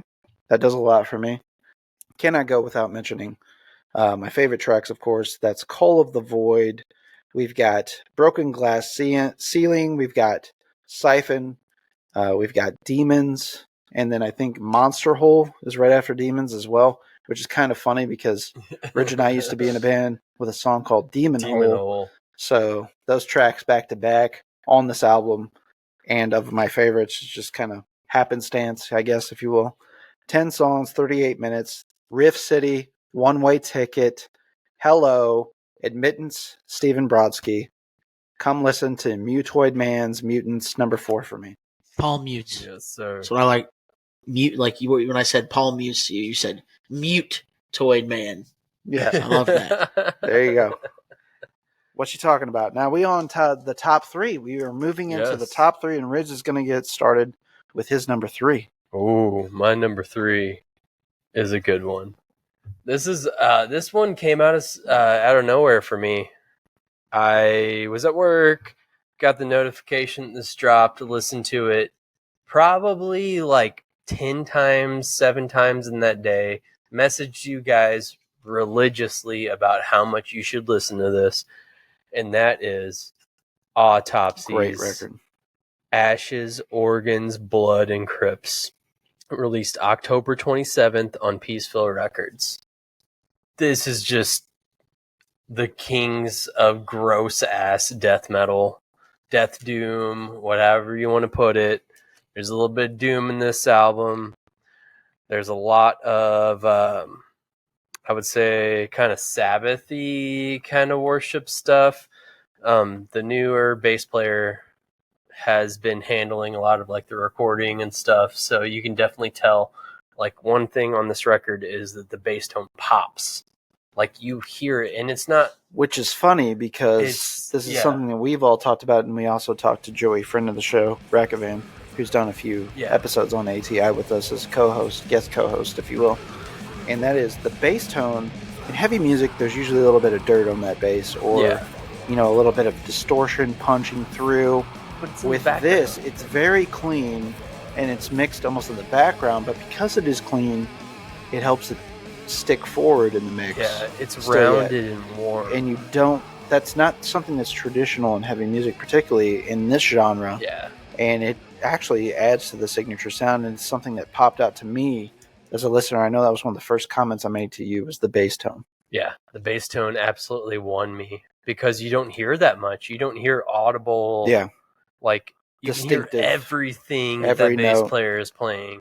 Yeah. And you hear it on this album. If he was bad on timing, if he was bad on notes, it would be very noticeable. He's very vulnerable in his performance, but it is on time, on note, on key, fucking well-rounded, amazing. Yes. Yeah, I talked about this album on an earlier episode.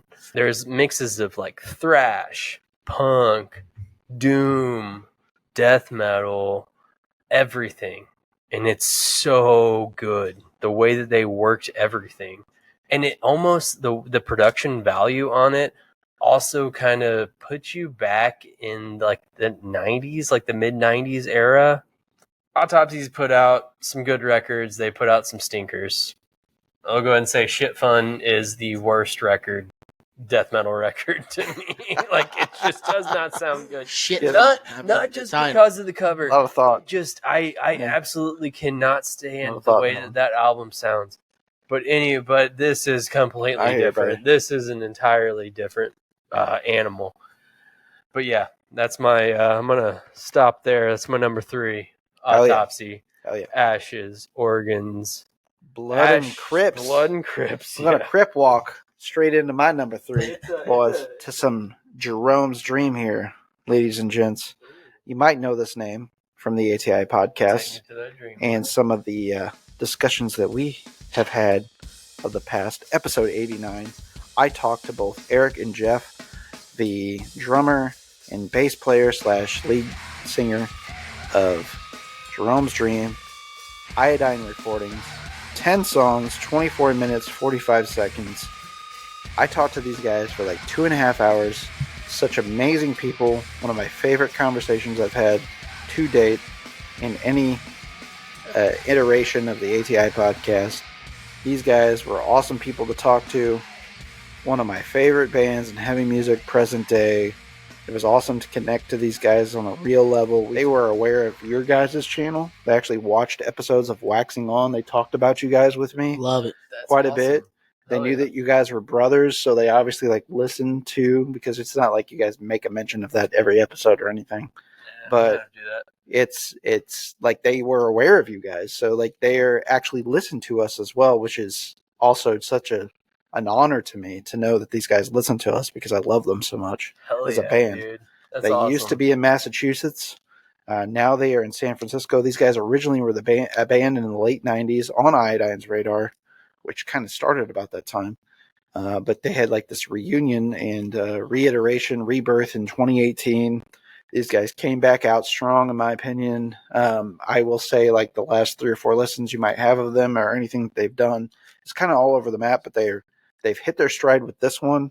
That's the Gray in Between, released this year, this summer. This is an amazing emotional album. Poetic lyrics, a quick listen, as I mentioned earlier. It's less than 25 minutes. Give these guys the time of day. They have an amazing audio tree release out this year as well. Check out the interview. It's amazing. They did a Chicago Music Exchange performance as well. Check that out from this year too. These guys kill it.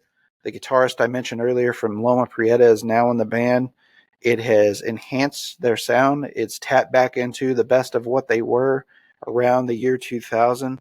Conversations on Mute, one of my favorite. Stretched Invisible from London, South by Isolation, AAEEAA, and On Holiday. Amazing, amazing, amazing album. Great dudes, great music. Iodine Recordings, one of the best in the game. Jerome's Dream, one of my favorites. They also have one of my absolute favorites that I'm going to catch this summer, Quicksand. You're going to hear me talking about them later. Stretch Armstrong is on this. He's going to be at the final Furnace Fest. Horsewhip, also one of my favorite bands out there today, producing new music. Talked to those dudes. Was fortunate enough to talk to those dudes this year as well. Guys, check this album out. I put my life on the line. This is amazing. If you like heavy music, this is a band for you. Jerome's Dream. Now, to add to that, am I crazy, or were they involved in the Connecticut hardcore scene? Yes, definitely. And they talked about like knowing Massachusetts, connected. Yeah, they know Jamie Josta. They were like talking about Josta 14, his band before Hatebreed, and I thought that was really dope. But cool band, cool record, Iodine Records. Check them out. All that. God damn, what a good band! What a great dudes. Amazing, and I relate a lot with the drummer because he's more than just a drummer. He has input in the songwriting, the song structure, and I feel like that's something I've always been able to contribute to bands that we've been in the past and help refine some of the songs and things that we've done, concepts of the album, put input on lyrics, that sort of stuff. Like the collaborative process that they go through as a band is something that Ridge has been in every band that I've been in, that we have always like subscribed to. So love these dudes. Hell yeah. I'll say this again. Great year for hardcore music. Great. Well, 2022, that's been a great couple of years for hardcore music. But to me, for my personal taste, in general, this is the best for me, the best hardcore release I listen to this almost daily. Every song, every track, every lyric, every word. And that is the second LP from Never Ending Game, Outcry, released on Triple B Records. Good one. Perfect. Absolutely perfect. These are like listen to chill bumps every time I listen to it. If you love hard shit, ass beater shit, it's got that. It has the lyrics. It has even like someone said that it sounded like Tank on E sounds like hardcore, but with In Flames, early In Flames influence, which I thought was wild. Talk my language. Love early In Flames. Love. Never Ending Game. They, to me, for me, wrote the best hardcore songs all year. You got Tank on E, my favorite track, Down There With You, which it has the best breakdown all year. It has Going Through Some Things. It has Something's Wrong, which is a great closer. So many great tracks. I can't say enough great things about them. Detroit, Michigan. And this is like a band, like bucket list that I want to see live. Yeah. Incredible band. They somehow make the hardest songs without being melodic or singing, but making them catchy. If you know what I'm saying, like every, it's the rhythm. Yeah, very rhythm, groove. Yep. I think if you love hardcore, it has something for everybody. From metallic hardcore, has the punk influence, has the metal, has everything. So if you love hardcore and you haven't checked this out, check out Never Ending Game's Outcry. So the good thing about the collaboration portion of like what we do here occasionally with ATI Podcast, Waxing-On, is that you get some like crossover at times. I produce these gentlemen's show, so I listen to their albums whenever they make selections. And when Jake selected this, not only did he select it, like bought it physically, talked about it on a Waxing-On episode, but he sent us digitally these tracks and albums ahead of that. And this was an album that I listened to early on in the year and I kind of forgot about, but I think at that time I had mentioned, he had made some of the comments that he just made now, talking about how it might be the best hardcore album of the year, and some of these tracks in particular. And I really enjoyed this album, and I told him, I think at that time I'd made mention that this could be like a sleeper album for me by the end of the year.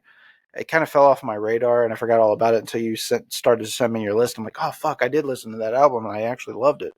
So like, Never Ending Game, I don't normally subscribe to this particular genre of hardcore, but these guys are at the top tier of that. They're the cream of the crop, and this is a great album that I think appeals to people that might be a little bit more so in my lane of hardcore. Not to say that these guys are doing it, but they're like doing the best of their subgenre. I'd say them and Pain of Truth are up there. Yeah, Pain of Truth too. I didn't make mention of it earlier, but yeah, I love the Pain of Truth album, and it's not normally like my cookie cutter version of hardcore that I like. All the features and how it impacts like the overall songwriting. That's a great album too. But Never Ending Game, I just want to lean into your pick real quickly. I liked it. Ridge, I think you liked it as well. I loved it too. Yeah. They did a track with 200 stab wounds. That was the Pain of Truth, yes. Pain of Truth. Yeah. But the Never Ending Game, it's like the lyrics are like, I'm going through some things. Yes. Like very inspired. Like I got vibes from Crown of Thorns, like Danny Diablo's lyrics in Crown of Thorns. Like, hey, I make hard music, but I got feelings. I'm going, that's what I got for the Never Ending Game. That going through some things line too always kind of sticks with me. I know we've kind of talked about it before, but yeah, I really like that. It's a simple thing, but I went through some things. I'm always going through some things. So, it kind of speaks to me. I know it's kind of Tanks on ambiguous or innocuous, but yeah, Tanks on E. Hate today, die tomorrow. Yeah, I mean, just man, it's so simple, but it's like, god damn, man, like that Colin speaks to an Young emotion said that, to me for like immediately. Right? What the breakdown, what is it like? Oh, I'm not a guitar player. Colin Young said on Hardlore, I'm paraphrasing, but like 01, he said basically, there ain't many left, 01s left, but the Never Ending Game found a way to find some. Yeah, absolutely. We're going to insert now, talking about at least ours, the people that you see on screen now. I'm going to address the elephant in the room right now, and that's the fact that Brandon dropped off the call on us from Edo's end. And so I'm going to go through the rest of his picks that he had that we didn't talk about. He chose Year of the Knife, No Love Lost as his number 3 album of the year.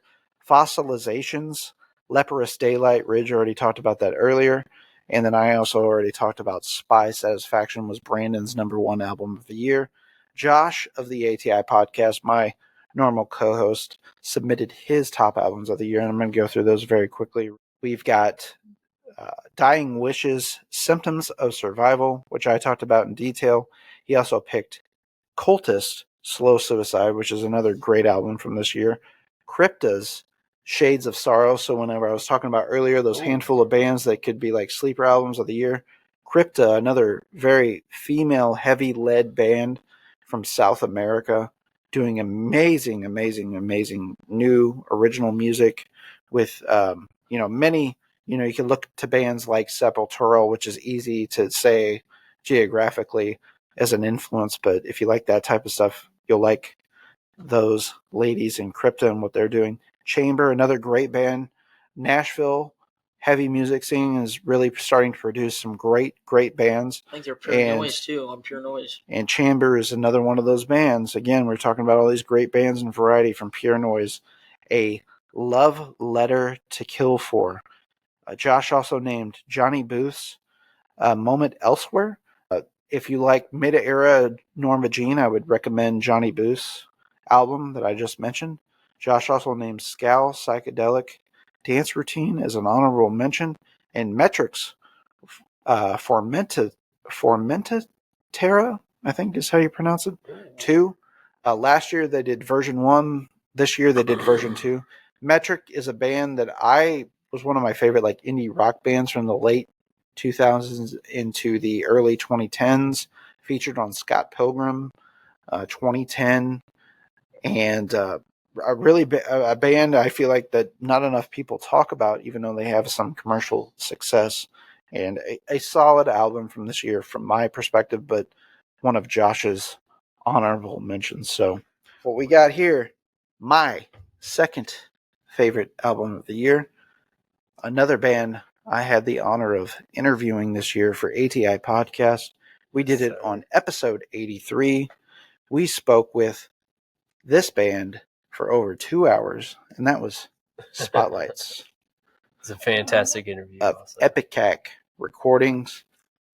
Chris and Mario from Spotlights, the drummer / guitarist / vocalist / production engineer / mixer.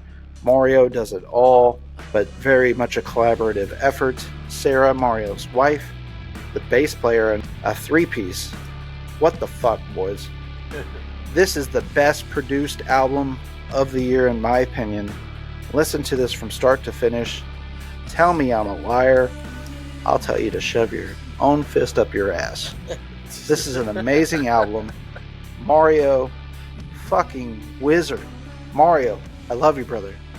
What an amazing job that you did on this album. These guys are from the Northeast, New York / Pennsylvania area. I cannot recommend this album enough. If you like things like Portishead, things like the Melvins, yes, I said the Melvins. If you like things like Torch, if you like things like The Cure, what a wide variety of bands I've just mentioned. There's elements of all of that here. These guys are into all those bands I mentioned. These guys are amazing artists that infuse so many elements. Very doomy, very macabre, very trip-hoppy.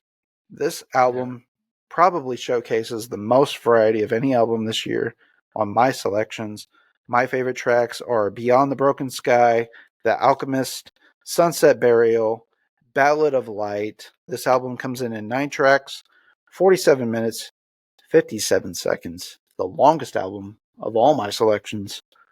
Spotlights, Alchemy for the Dead at number 2 for me. Hell yeah. Ooh.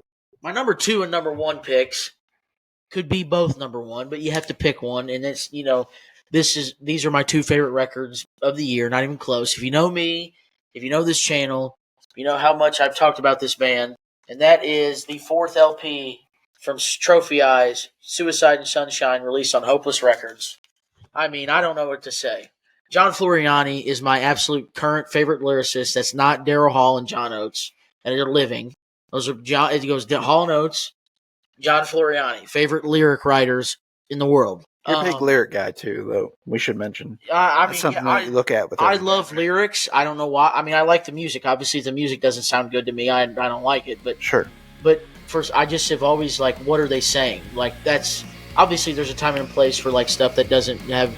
But to me, Trophy Eyes has like real life, talking about real shit. It's like it's the never-ending game. Like lyrically, like you have like People Like You, My Inheritance, Blue Eyed Boy, What Hurts the Most, Sean, and my personal favorite track, the last track, Epilogue, which was if you listen to that record and listen to that track, that was intended to be the last Trophy Eyes song ever made because they were going to break up because obviously I don't, COVID was bad for a lot of artists and bands, and Trophy Eyes, yeah, they talked about it like, they didn't get to, they're from Australia, so in Australia was really, they didn't tour, bands from Australia didn't get to leave for a long time. Strict on lockdown. So, it was really rough on them. And making this record, which they made live, they recorded live with Shane Edwards in Thailand, like rejuvenated them, and they were like, fuck yeah, we're not done. They went Mark Henry and said, I got a lot left in the tank. They went Mark Henry. God bless. And that's my second favorite record of the World's year. Strongest Man. Trophy Eyes, Suicide and Sunshine. If you love punk, pop punk, it's kind of like Can't Swim. They have a little bit of everything. Hardcore, because John's vocals are, I think he's one of the most unique singers in music, vocalist in my opinion. So if you love punk, hardcore, pop punk, emo, post-hardcore, pop, alternative, check it out. It's got something for everybody, in my opinion. All right, my number 2 is a very big, popular album that came out of Canada, death metal. They used to be, they still are a death metal band, but this new album, they redefined themselves, came out of the silence of, I believe it was like 5 years, maybe a little bit less, since they released an album, but that would be Tomb Mold's The Enduring Spirit. This front to back is just a masterpiece of death metal. Prog broke the mold from Manor and Planetary and wanted to do something completely different, and it's amazing. Every bit of the instrumentation is brilliant. Every track is well thought out. It fits together so well from front to finish. It's an amazing album. Guitar tone's fucking dope. The bass rules, and there's also apparently, I think, some fretless bass on it, which you can kind of tell in like Will o' Whispers. Drummer does the vocals. Yeah. I have drove that into the ground. That was actually my number 1, but something overtook it, and you will find out about that. I do love that album a lot. That's within my top 25 albums of this year. It's so good. It's just like, get yourself in your own little ritual. Wrong. Get your I will say everything away from you and just put that album on, sit back, and get ready for a ride. One thing I love about the band in general is I think they're starting to like transcend their genre in the sense that like the commercial appeal of that genre in particular doesn't often play to the masses, but I'm seeing them on lists like Pitchfork. People like Anthony Fantano are talking about them in albums of the year. Yeah. So like you would not normally see a band like that on those types of lists. So no, they didn't. That put, should like, tell you something right there and shit like that. Like they've always been a very new, traditional kind of technical death metal band, but this one really took it to the next tier, and I love everything about it. Yeah, Tomb Mold. About that Tomb Mold, The Enduring Spirit, for real. I want to interrupt things real quickly just to cover one thing that I really want to lean into our number 1 picks as being kind of the main event. And last year I took the time to talk about rap albums of 2022. This year I want to make a mention. We've said it, we've sprinkled it about as garnish tonight, but that is women of 2023. Women of 2023. I've got to mention, like last year, I'd say like 20 to 25 of the albums that I named off real quickly in that segment was rap albums. I got to talk about women this year, particularly in heavy music. That's going to be most of my examples this occasion. Let's talk about the women that have done amazing things, the projects involving women that have done amazing things in the last 18 months, whether that be backwards or forwards. We've got some anticipated releases too coming from women in music too. Let's talk about these bands. Let's talk about Scowl Grind, whether it's touring, actual singles released this year, or EPs within the last 18 months. Yep, Meat Machine. Gel, we talked about their album earlier. Brat had an amazing tour this year. Yes. Great album last year. Spirit Box, good EP this year. Great drumming. Some of my favorite drumming from this year on that album. Box. Scowl, mentioned them earlier. You're the Ninth, mentioned them earlier. Dying Wish, mentioned them earlier. Within my personal top 50 of this year, Regana, another great band involving some female acts, musicians. Spotlights, we mentioned them earlier. The bass player, Sarah, wife of Mario in that band. Another great band. Agriculture, another great band this year. Predatory Void, The Armed, Slowpoke, Nuevo Testamento. We got Initiate. We talked about them briefly earlier. Julie Christmas, I talked about her. Violencia, we talked about her. We talked about Crypta, the Calistea Boys, Liturgy, and we've got Lana Del Rey, Pest Control, Wednesday, Metric, and Mitski, just to mention some of the bands that are within my top 100. But Vastum, too. And I'm sure you guys could name many other acts. That's just some of the few I jotted down real quickly. We have to give props to women in 2023. They are the champions of 2023 as we transition into our top picks of the year. Selenoplexia, that band that I talked about in my honorable mentions, as female fronted, which also could be mentioned in what you just talked about. We're going to my number one. We're going to number one. Number one. We're talking about Jake's number one specifically, and there's no surprise. Forget the ladies. We could also mention in what Barrett just talked about. This is the fifth album by Code Orange, fourth as Code Orange. Their fifth total album they did release. Love is Love, Return to Dust as Code Orange Kids. But this is, dude. I mean, next to Trophy Eyes, this is my favorite band that is going. I don't know. I love them. I've got on the train at forever. You guys were fans of them in the Code Orange Kids days. So, I mean, just dude, Cycles and those EPs, the Full of Hell, Foxhole, Fox Trench. This is like my favorite actual color because I did buy 5 copies of it. I loved it that much. I love this. That is a cool looking record.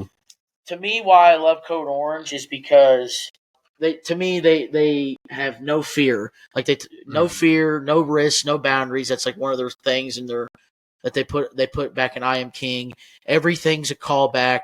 Everything is setting up something for what's next. To me personally, nobody thinks about what they're doing, what's next, more than Code Orange. Yeah.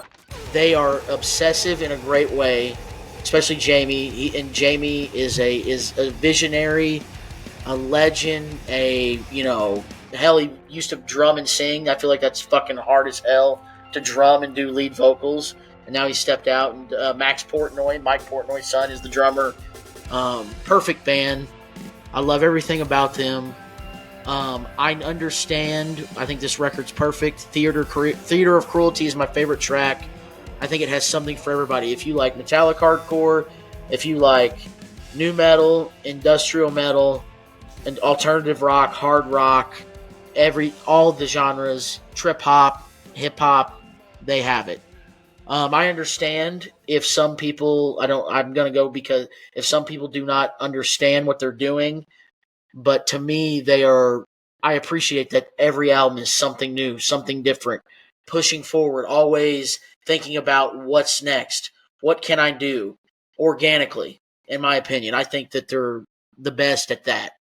And Code Orange, the above, number one album of the year. If they release an album, it's probably going to be my number one album of the year every time they do it. They just, for me, they fit everything that I like about music. Visually, Yes. with the videos, the art, they think about everything. They think about the songs. I can't describe it. It's just, they're doing something different. Concept. It's everything and it's a callback. You go for everything. Like I said, a callback. The last track, the title track, the end of it is the beginning of I Am King from 2014. How fucking cool is that? Where bands are referencing Yeah, it's great. old stuff, going back. It's all part of the plan. And that Jamie's just sitting there. He's plotting. Yeah. He's waiting for what's next. And the rest of them, shout out to Joe, Dom, Reba, of course, Shade, who does all the videos, and he's the keyboard player, guitar player. He like Jamie said, this dude could work for fucking Pixar, but he just wants to be in the band and he cares about it that much. And you guys can appreciate this. They've been together. Most of them have been together since they were 15 years old. Yeah, for sure. Yeah, like Ridgee and I have been big fans. I remember 2 bands in particular in unison. Well, I could say 3. I know I'll mention the third comedically.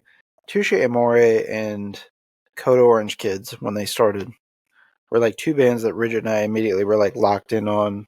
We have a lot of similar music tastes in general as it is, but they were on Death Wish at the time. I remember going down to your apartment in Cape. We were watching so many videos. I'm like, these guys are the future of music. I got the collab hoodie on tonight. Touche Amore, Circa Survive. There you go. From their Splitsville. Forever I will love that band. Forever I will love Code Orange. What I do respect about what they do presently is the fact that they push the boundaries of what they do musically. I can never shit on them for that. It might not land with me, but these motherfuckers are ambitious as hell. You have to respect the balls on them to do what they do. They dabble into, as Jake mentioned, the trip hop realm, new metal realm. Steve Albini, one of my favorite producers, did this album. And man, I respect them. This album has tracks for me. You can't say that it isn't important this year. Yeah. To me, their videos, nobody does better. Visually, intriguing, just with DIY budget. They're not getting hundreds of thousands of dollars to do these videos. These guys know I've had some DMs with Code Orange, and I will never say a bad word about them publicly. Great people.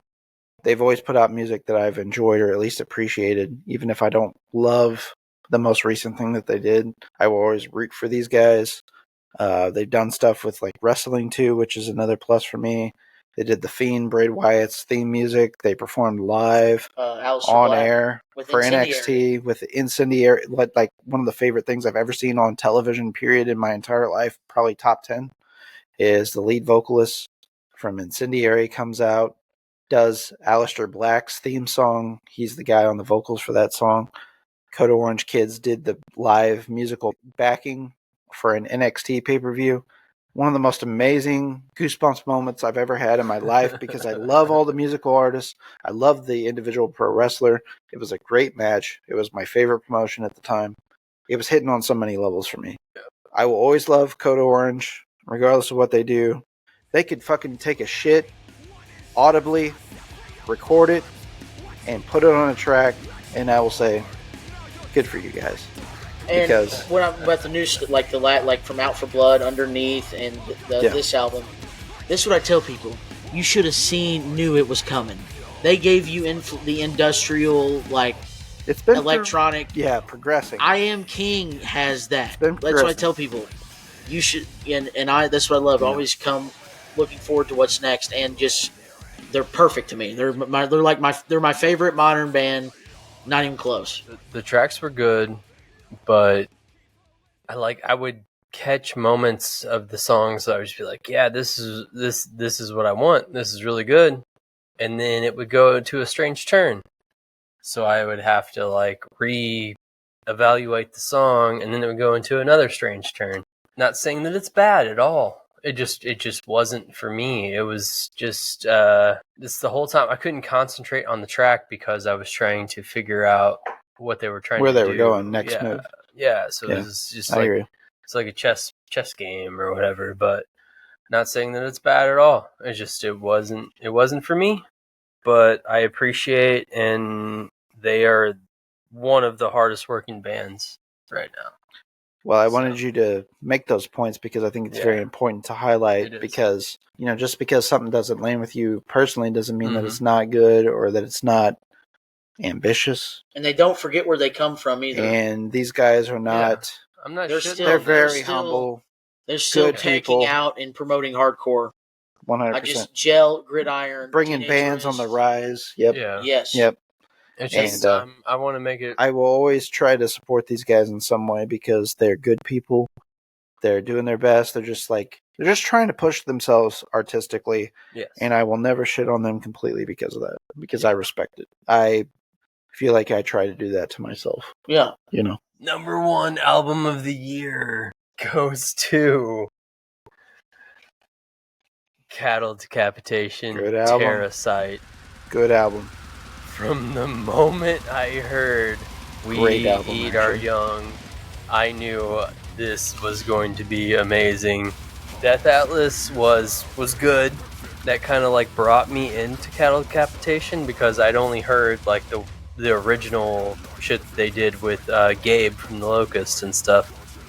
So like died off from that, got back into them with Death Atlas, then heard the single they released off of this, We Eat Our Young, and I was just hooked. I was like, this is just amazing. With this, there Terracite, man. is so Love the cover. much complex things going on, which apparently I guess this is a sculpture, which is pretty cool. I guess maybe they touched it up. It might not be. I may It's be got to wrong. be digitally enhanced. Yeah.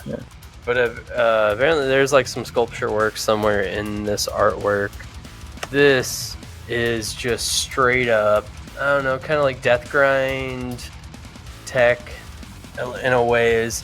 But one thing about this album that I love is the production is absolutely bonkers. Yep. When you take the Clean. time to actually sit down and listen to it and hear the vocal layering that they're doing, hear the guitar layering that they're doing, it gives you a totally different appreciation for this album. It's amazing. Every single track on this, I mean, coming from Terrasitic Adaptation, We Eat Our Young, Scourge of the Offspring, just amazing, amazing tracks. And then ending it all out with Just Another Body, where you actually get to hear Travis Scott do clean vocals. Wait, whoa. Yeah. Travis Scott. The Travis Or Scott. not Travis Scott. Travis Ryan. I'm sorry. Not Terracite from Cattle Decapitation is within my top 30. I believe might be my top 25. You guys can check me. We absolutely love Cattle Decap here on both of our podcasts. Yes. A very good band. Very good in the heavy music realm. Guys that have been doing it for a while. Some of the most wild and some of my favorite album art. And I think they piss off organizations such as PETA, Cattle Decap, and such a great band in heavy music. Iconic at this point, in my opinion. Legends. Legends in the game. this, they've topped themselves. Sorry, I kept saying Travis Scott. I don't know what the hell is going on there. I've had a little bit too much of this Kansas City whiskey. Travis Ryan with his goblin vocals. There's a lot of good social, political, environmental topics in this album that rules. But yeah, that's my number 1. Hell yeah. Cattle Decapitation, Terracite. Go and listen to it if you haven't. I'm probably everybody has, but yeah. My number 1. Look at that print. Oh, If you don't know what's happening right here, I'm going to flip it over right now. That is Portrayal of Guilt, Devil Music, EP from this year. Look at that album artwork. My favorite album artwork of the year. Not my sole reason for choosing this, but goddamn, is it not the cherry on the sundae, boys? Look at that. Yeah. No, that's Yes, sir. sick. I love that. Yes, sir. That's You can tell it was amazing. drawn, too. Like, Look at that. That was hand drawn. Absolutely incredible. I love the surrealism of it. I love the MC Escher influences here. I love the anti-Christian influences and religion influences. to the artwork. Amazing. I love anything black and white with good shading. I love anything that looks original. I love anything involving H.P. Lovecraft type mythos and mythology and Cthulhu-esque. Just, it's hitting on many notes here. Just the album artwork alone. I've gone on about for about 90 seconds now. And we have to talk about these boys from Austin, Texas. Portrayal of Guilt, Devil Music. I mentioned earlier my single favorite band performance I've seen live in person this year. 10 songs, 30 minutes, 57 seconds. A lot to digest here. A lot of amazing tracks. And I have to talk about the first 5 in particular. So, kind of an original concept here. Yes, I chose an EP as my number 1. But let's talk about why this is so important. There's a lot that goes into that. There's 10 tracks I mentioned. The first 5 tracks are original compositions. So we're talking One Last Taste of Heaven. We're talking Untitled. We're talking Burning Hand. We're talking Where Angels Come to Die. We're talking Devil Music, the title track. That's 1 through 5. 6 through 10 is stringed arrangements on the B side of this album of the same songs. So again, we start back over on stringed arrangements, but with the same vocals, the same notes taking place. And this is one of the most ambitious albums, if not the most ambitious album of this year. Taking this approach, being in the heavy music realm. These guys are very DIY. They had their own label for a period of time. They released songs and tracks and albums for bands like Chat Pile that we talked about earlier. These guys are amazing. They've worked with various record labels. We talked about Closed Casket earlier that has done some releases for them in the past.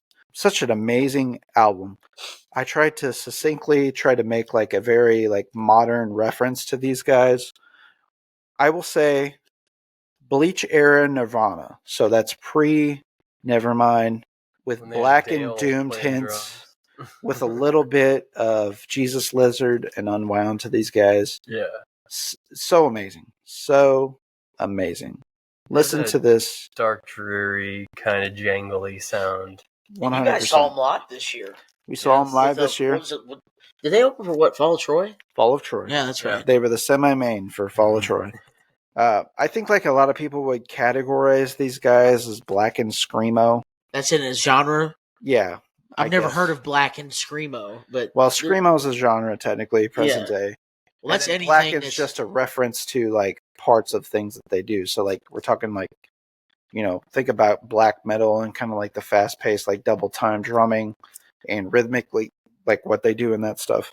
That's kind of what that reference is. So if you like screamo music with that, again, we can go back to Jerome's Dream. I talk about them in number 3. They have kind of parts like that in some senses, but they've got such a meld of music and influences, like I mentioned a second ago. Burning Hand, that track, about the 120 mark, all of a sudden it goes into a very angular, like straight ahead, almost alternative rock sound, and it's almost like a vocal baritone singing approach. Friend of the show, Joey Rakovan, we mentioned him earlier. I played this track for him the first time here about in the last 6 weeks, and he said, "Oh, that little freak," talking about his vocals. that little freak. That little freak. But like in a complimentary way. And I had a good like 90-second hearty chuckle when he made that comment. And I had to name drop that right here with my number 1 being the last guy here presenting his number 1 album. Little Freak. That sums up this band. Bunch of little freaks. John Lennon's reincarnation on bass. Amazing drumming. One of the best drummers out there right now in heavy music too. Not talked about enough. 3-piece. Power trio. Fuck yes. Portrayal of Guilt. Nobody's talking about them. Fuck you people leaving them off the list this year. You're all pieces of shit. Hey, but it's on our list. I'm bringing attention to these guys. I will sing their praises to my grave. Portrayal of Guilt, one of my favorite bands doing it. Have you watched the movie that goes along with it? We have to talk about the short film. It's about 15 minutes long. It's all the B-side of this album. The short movie is amazing. It looks like something that Ben Wheatley and Robert Eggers would shoot. Oh, definitely. Black and white. It's got that folk horror feel to it. Medieval influences as well, mythology. silent era as well. You got to throw that comment in there. Amazing short film. Check out Portrayal of Guilt if you like heavy music. If you don't like heavy music, they're probably not for you, to be honest with you. Yeah. I very will never angular. understand why someone does not like hard music. Hey, there's those folks out there. But like, they still do deep It's in out their there. heart. They just don't want to admit it. I agree. So, guys, we're transitioning into the closing of the episode here now. Let's real quickly mention some things that we're looking forward to next year, whether it's on your own show's agenda, releases next year. You've already heard a single for something coming out next year. I'll get us started by talking about at least a single that I've already heard that's coming next month. Escula Grind. hell yeah. I am so excited about this. Again, we talked about ladies and heavy music out there. They are killing it as a band. Yeah, amazing band from Texas, I believe, as well. Yeah. They are amazing, grindcore, heavy. I mean, one of the most critically acclaimed heavy albums from last year. I believe they were in my top 25 last year as well. Great. I can't wait to hear what they're doing in 2024 on this EP that they're releasing just next month here in just a few weeks, I think, from now. Yeah. Well, as hell, we air. their first single had Barney from Napalm Death. Yes. So, hell yeah, dude. An amazing single. That's badass. And then I already kind of mentioned earlier, as far as what we have going on in the ATI podcast for 2024, a lot of cool interviews on the way. We're talking to a booming St. Louis heavy band, and that's Sawed Off. We'll be speaking with them. We're talking to Squint from St. Louis, one of my favorite hardcore bands right now in the Midwest, heavy sing. And we are and they're also on Sunday Drive Records. We've talked to some artists from Sunday Drive as well. I'm looking forward to our conversation with Maul. Garrett from Maul's talking to us. Let's talk about 2024 for Waxing-On. We're going to do a 30-year collab. Yeah. maybe. Oh, yeah. We just did. Barrett, dude, I ought to fucking. Okay, Jake, you take this one. Barrett proposed an idea for 2024, as we're all fans of the band Korn because they're hard as fuck and they literally created a genre and they're pioneers. Blah, I blah, grew blah. up with that in my adolescence. And if it wasn't for my brother, I wouldn't like Korn. He showed me Korn and Good Charlotte, and those were my two first favorite bands growing up. But anyway, Barrett proposed the idea of us next year doing a 30-year retrospective of the first Korn album because it's that big of a deal, monumental. Yes. And I ought to give him a goddamn Nobel Peace Prize for thinking that. Yeah. I mean, I was like, dude, that's like Brain Blast, Jimmy Neutron. That's the idea. I've heard it. I mean, I don't know, but anyway, that's something we have planned for next year. Yeah, a couple more band artist interviews. We just did one with Asher Roth that hopefully people will like. I think he's got a great story, and it was good. It was a good interview. He's got a lot of things to say. Very intelligent, smart person. Great underrated rapper that I think more people need to know about besides the obvious songs, and just getting more in the vinyl community. Just showing people stuff, showing people music. We are in this Facebook page, Let's Get Physical. We all have shared from there from time to time. We're just chatting with people about music, like listening to stuff that we normally wouldn't listen to. Even in our own Facebook group, like with Barrett, we send each other music literally every fucking day. Every day, the ends and why. That's what it's about. Every 6 hours of the day, we're sending each other new music. Music is universal; it's for everyone, and that's our goal. Is just to push more, get more collaborative with people, artists and bands, and grow the ATI waxing brand because I think we have something special. Yeah, I think you can tell that we're people that we're just guys. We're just dudes that love music. Just anything. We love Emarosa, Asher Roth, Worm. Like, we talk about everything. There's no rules. I posted a Jermaine Jackson album on our Waxing-On the other day. So we love it all. We love music. So that for that side, that's what we're going to do. And for music that I'm excited for is new Anthrax, new Body Count, new Speed LP I heard was rumored for next year. Haywire, January 4th, Days Records, Boston Hardcore. Literally, that's the first record that it comes out next week, next Friday.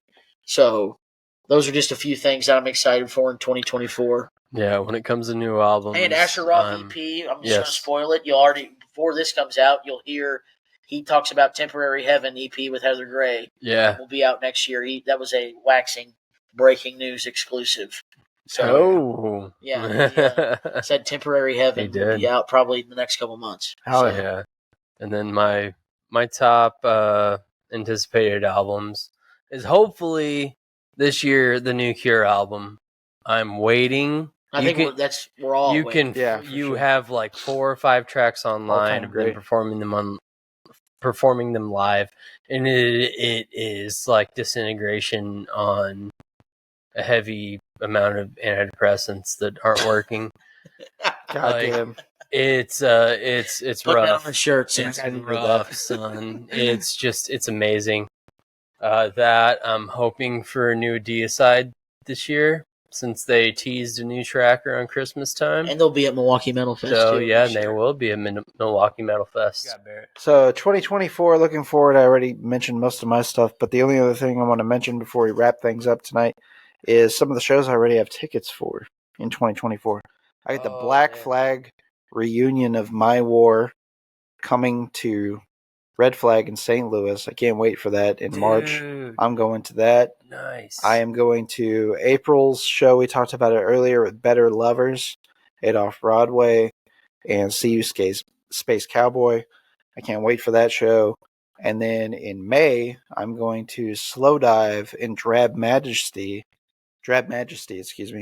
at the Pageant, which used to be my favorite venue. It's not anymore, but my favorite venue now is Del Mar Hall, and I'll be there in June to see Hot Water Music, which is a bucket list band for me in the punk realm. Dude. Such an amazing band. We mentioned them earlier as far as the rhythm section, the lead. I mean, my God, their album that they released in 2011, still yet, it just like is in the hollows of my mind.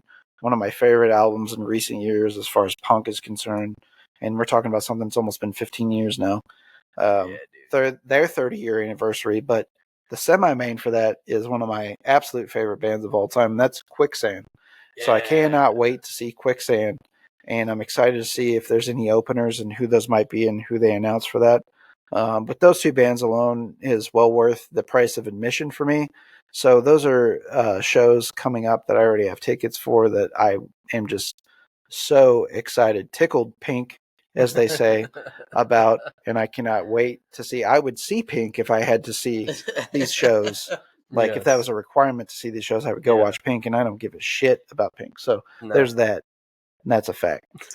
So, well, now that you mentioned shows, I kind of just wanted to mention some shows that I will be going to real quick as well.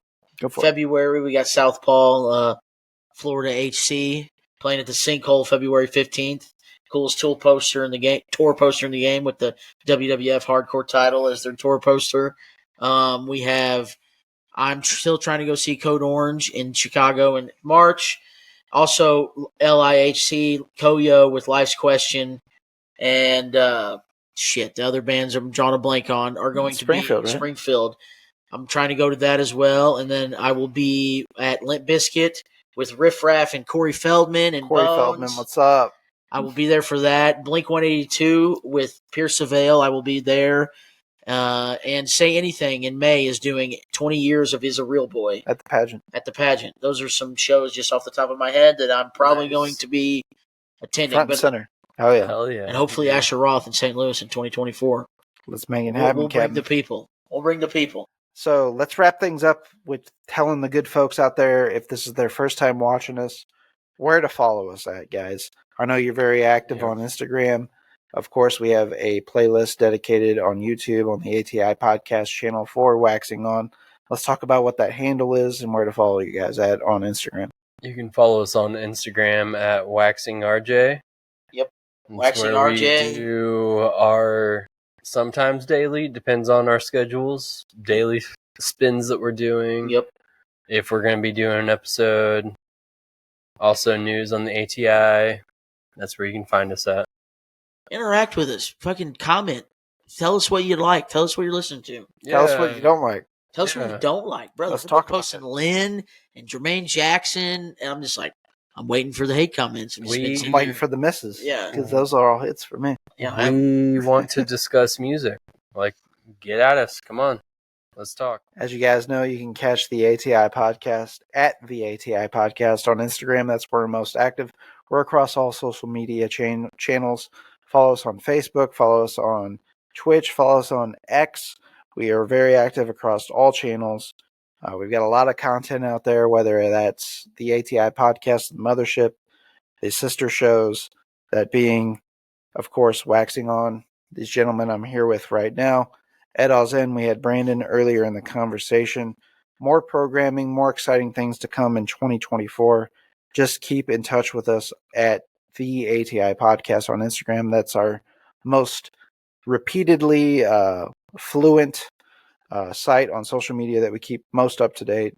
You can follow me personally at Barry Insane on Instagram. And for this week, ladies and gentlemen, we are out of time. Our last live broadcast of 2023. Waxing-On with RJ, ATI Podcast, signing off. Thank you all very much. John Cena, can't see me until 2024. Love y'all. Stay safe out there. Bye, everybody.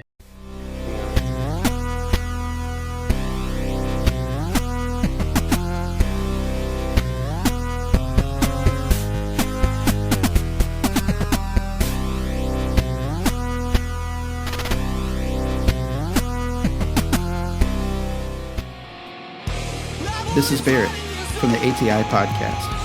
Each week, Josh and I discuss current events, pop culture, music, TV, movies, politics, sports. Nothing is out of bounds. You can also tune in to learn about rising artists, small businesses. Whether it's music, graphic design, filmmaking, or even a brick-and-mortar mom-and-pop shop, we will be spotlighting folks and their endeavors.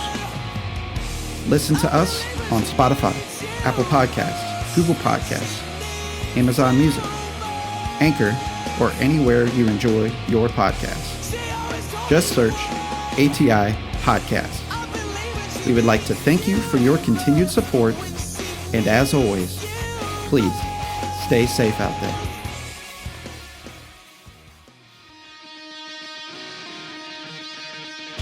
Hey, this is Josh from ATI Podcast. For show updates and news about the podcast, follow us on social media. You can follow us on Facebook at facebook.com/ATI Podcast22, on Twitter at podcast_ATI, on Instagram at the ATI Podcast, on TikTok at ATI Podcast. DMs are always welcome. Have a question for the show? You can always email us at ATIPodcastQuestions@gmail.com. Stay safe out there.